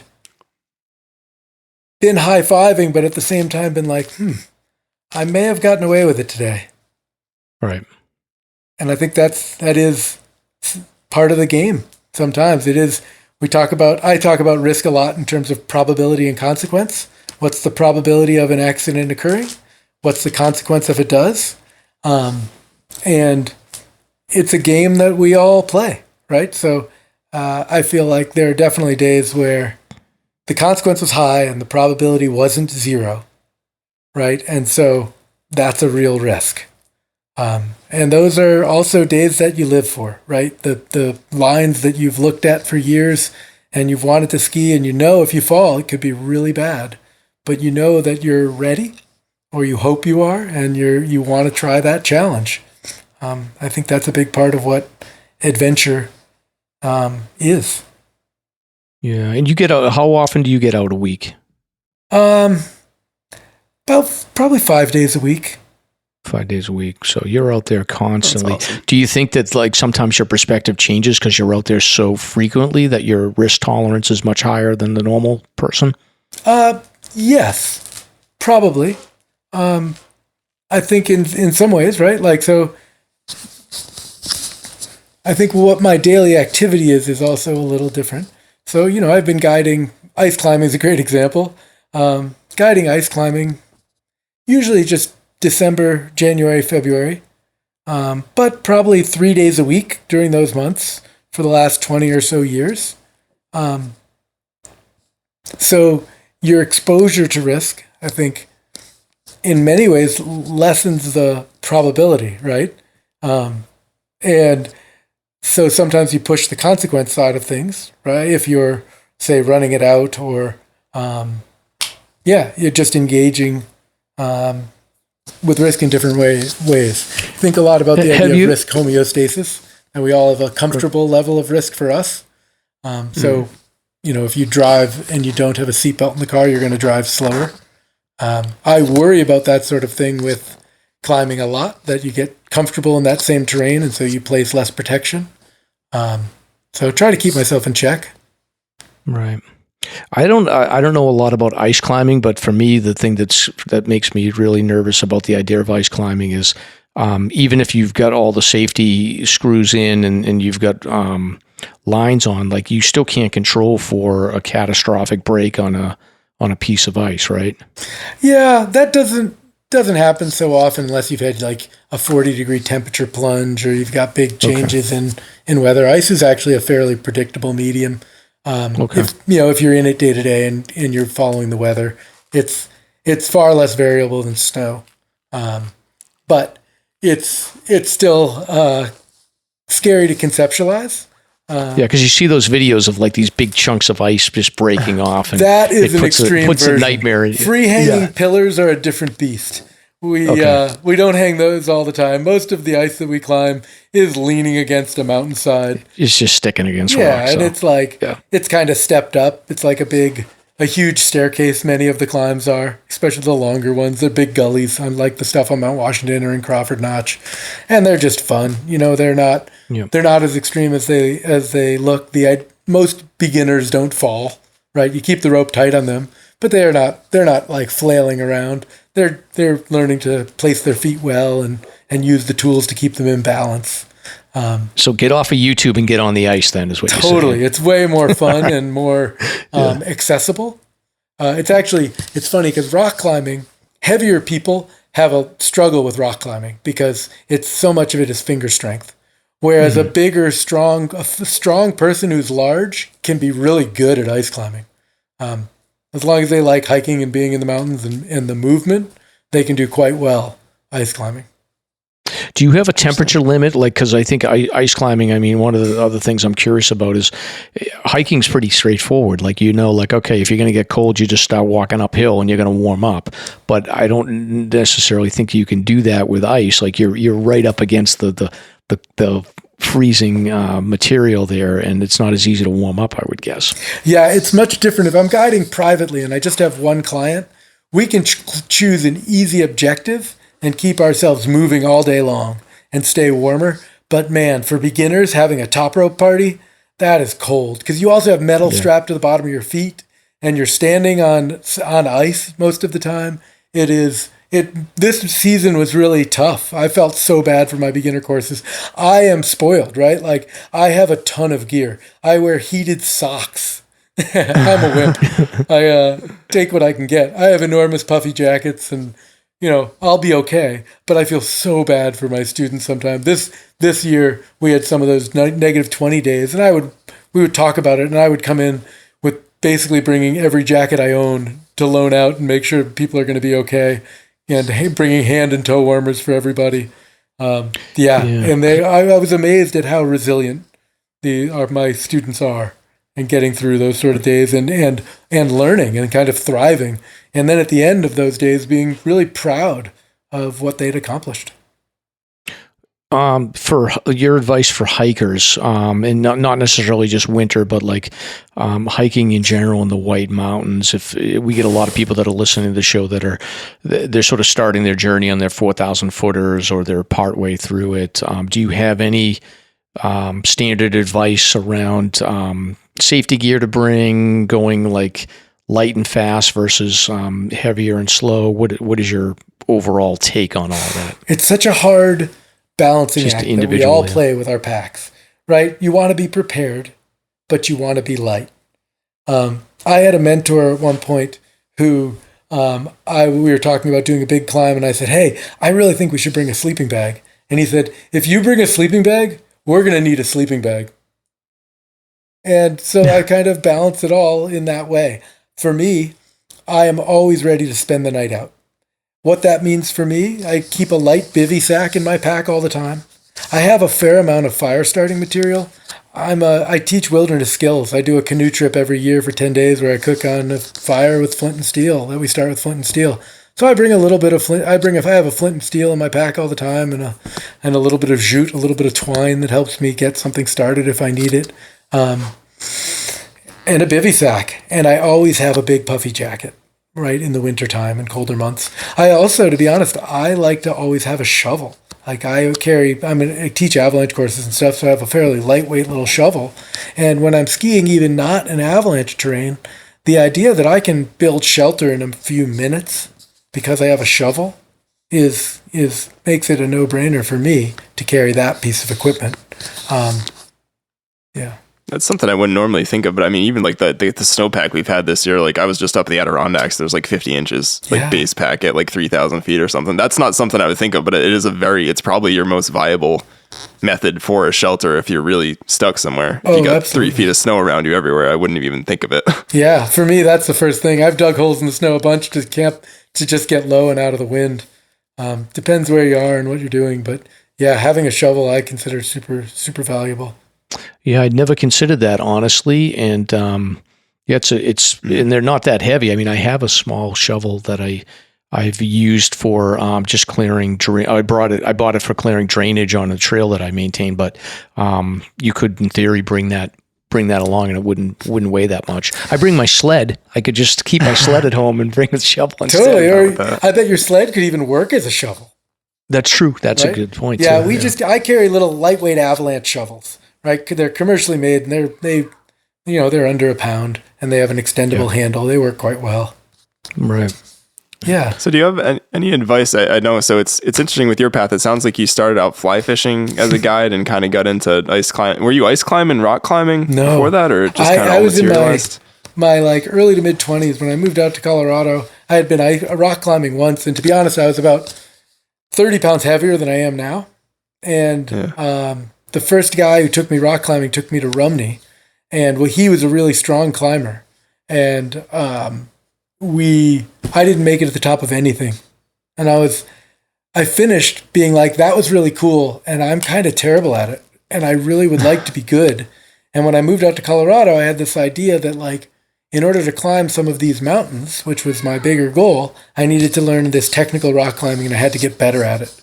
And so I switched from focusing on fishing to focusing on overall fitness. Did a lot more cycling at that time, and mountain biking actually. And then got into climbing. Wound up helping when I was a grad student, my master's degree in Northern Colorado.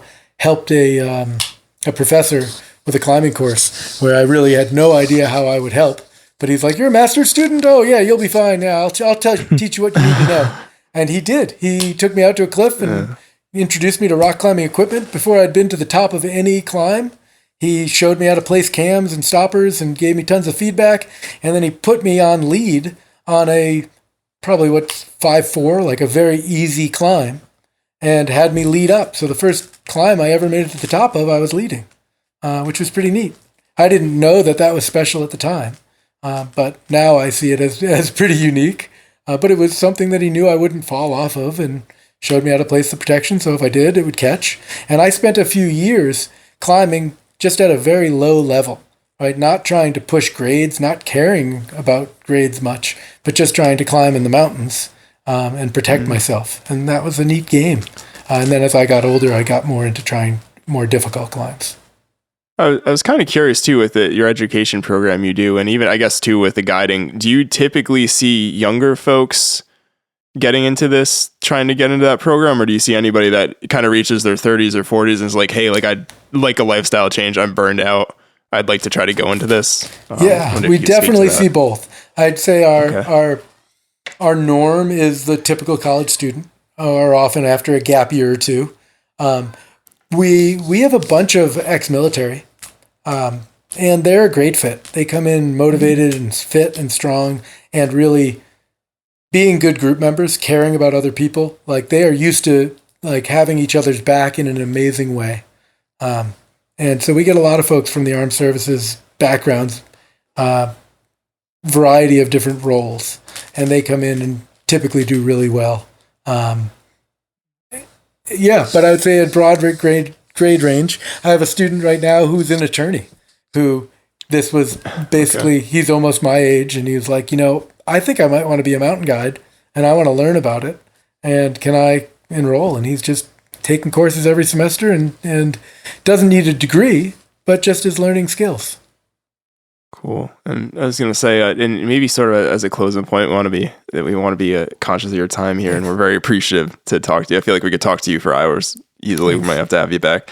But if someone is looking to get into mountain guiding or ice climb guiding or rock guiding, like what's the best path to do it? Is it better to be organic? Should you kind of try to go for education first? Just try to get out as much as you can? Like what's sort of the viable pathway for that? Yeah, I think the American Mountain Guides Association is really critical.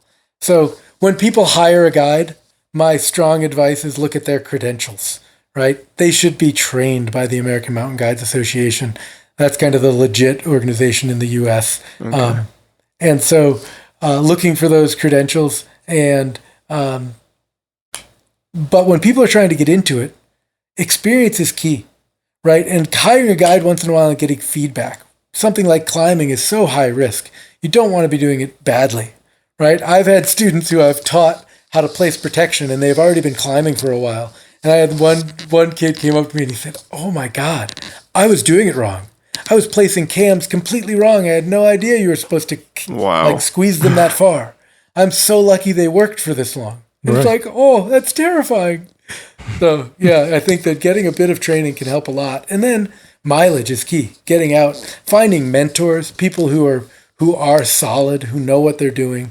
And that's always tough for people to tell from when they're at a low level. But finding that mentorship makes a huge difference. And then checking in with guides as well, professionals. I think the mix of those two things can be really great for helping people progress in their outdoor world. Yeah, and I would say my experience, and it's probably like I've listened to you talk about it too. You touched on this a little bit earlier, but like the guides that I've hired in the past, a lot of them are in Europe, but we've stayed in touch, and it's like one day you're out there with them, and then you just consider yourself friends, and they're always just staying in touch over social media, messaging, or whatever. So I feel like a lot of times, like once you do hire a guide one time, like they're there for you forever. Yeah, I think that's true. I mean, because think about who you spend a day in the mountains with. When you spend a day in the mountains with somebody, usually you leave friends, right? It's just part of the magic of being in the mountains with people. I think the same is true. It's part of what makes guiding such a fun profession, is you get to meet people who are clearly successful in what they do. They have the disposable income to hire a guide, and they've chosen to spend some of that on their own education in the outdoors. So right off the bat, like you start off with a positive note and a feeling of like mutual respect. Right. But yeah, spending time in the mountains with guides is definitely, I think, very relationship based. Awesome. Very well. It's been great getting to chat with you, Ben. And I know that we talked about the course that you teach at Vermont State. So if you're a student or you'll listen to this and you had a kid that's trying to figure out what they want to do, it sounds like a great program. It's a little cold up there in Vermont, but it builds character, I would say. There it is. So I went to college in Western Mass, so I learned all about character in the cold weather. So I North Adams. Oh, nice. Right at the start of the Long Trail. Oh yeah, exactly. And awesome. we would do a little bit of tubing down the Deerfield River. You'd be horrified. No helmets or anything, but they opened up the dam and we would rip it. So we survived. That's awesome. Very cool. Yeah. Well, it's great talking to you both. Thank you. Yeah, it was great and taking the time. Yeah, awesome. Thank you, and have a great night. You too. Bye, Ben.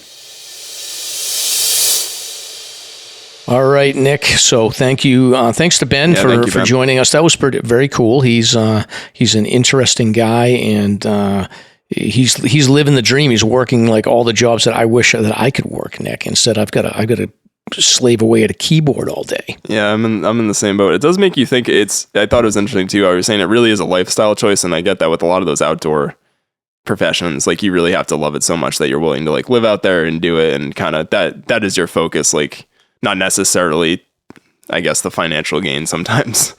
Right, exactly. But I think that financial piece comes over time. Oh, your name gets known, you're in demand, and so yeah, it's a really inspiring thing. And I'll make sure that I pull up all the details of the programs at at the university so that people can check it out. If you've got young people that are trying to figure out like what they're going to do for a career or go to college, maybe this is a path that they hadn't considered that you now want to consider. Yeah, or if you're like having a midlife crisis and you want to change your job. Yeah, seems like a good program to get into.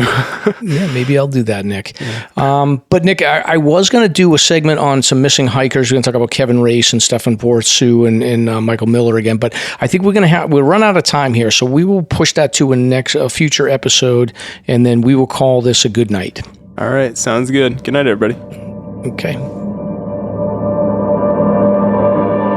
Thank you for listening.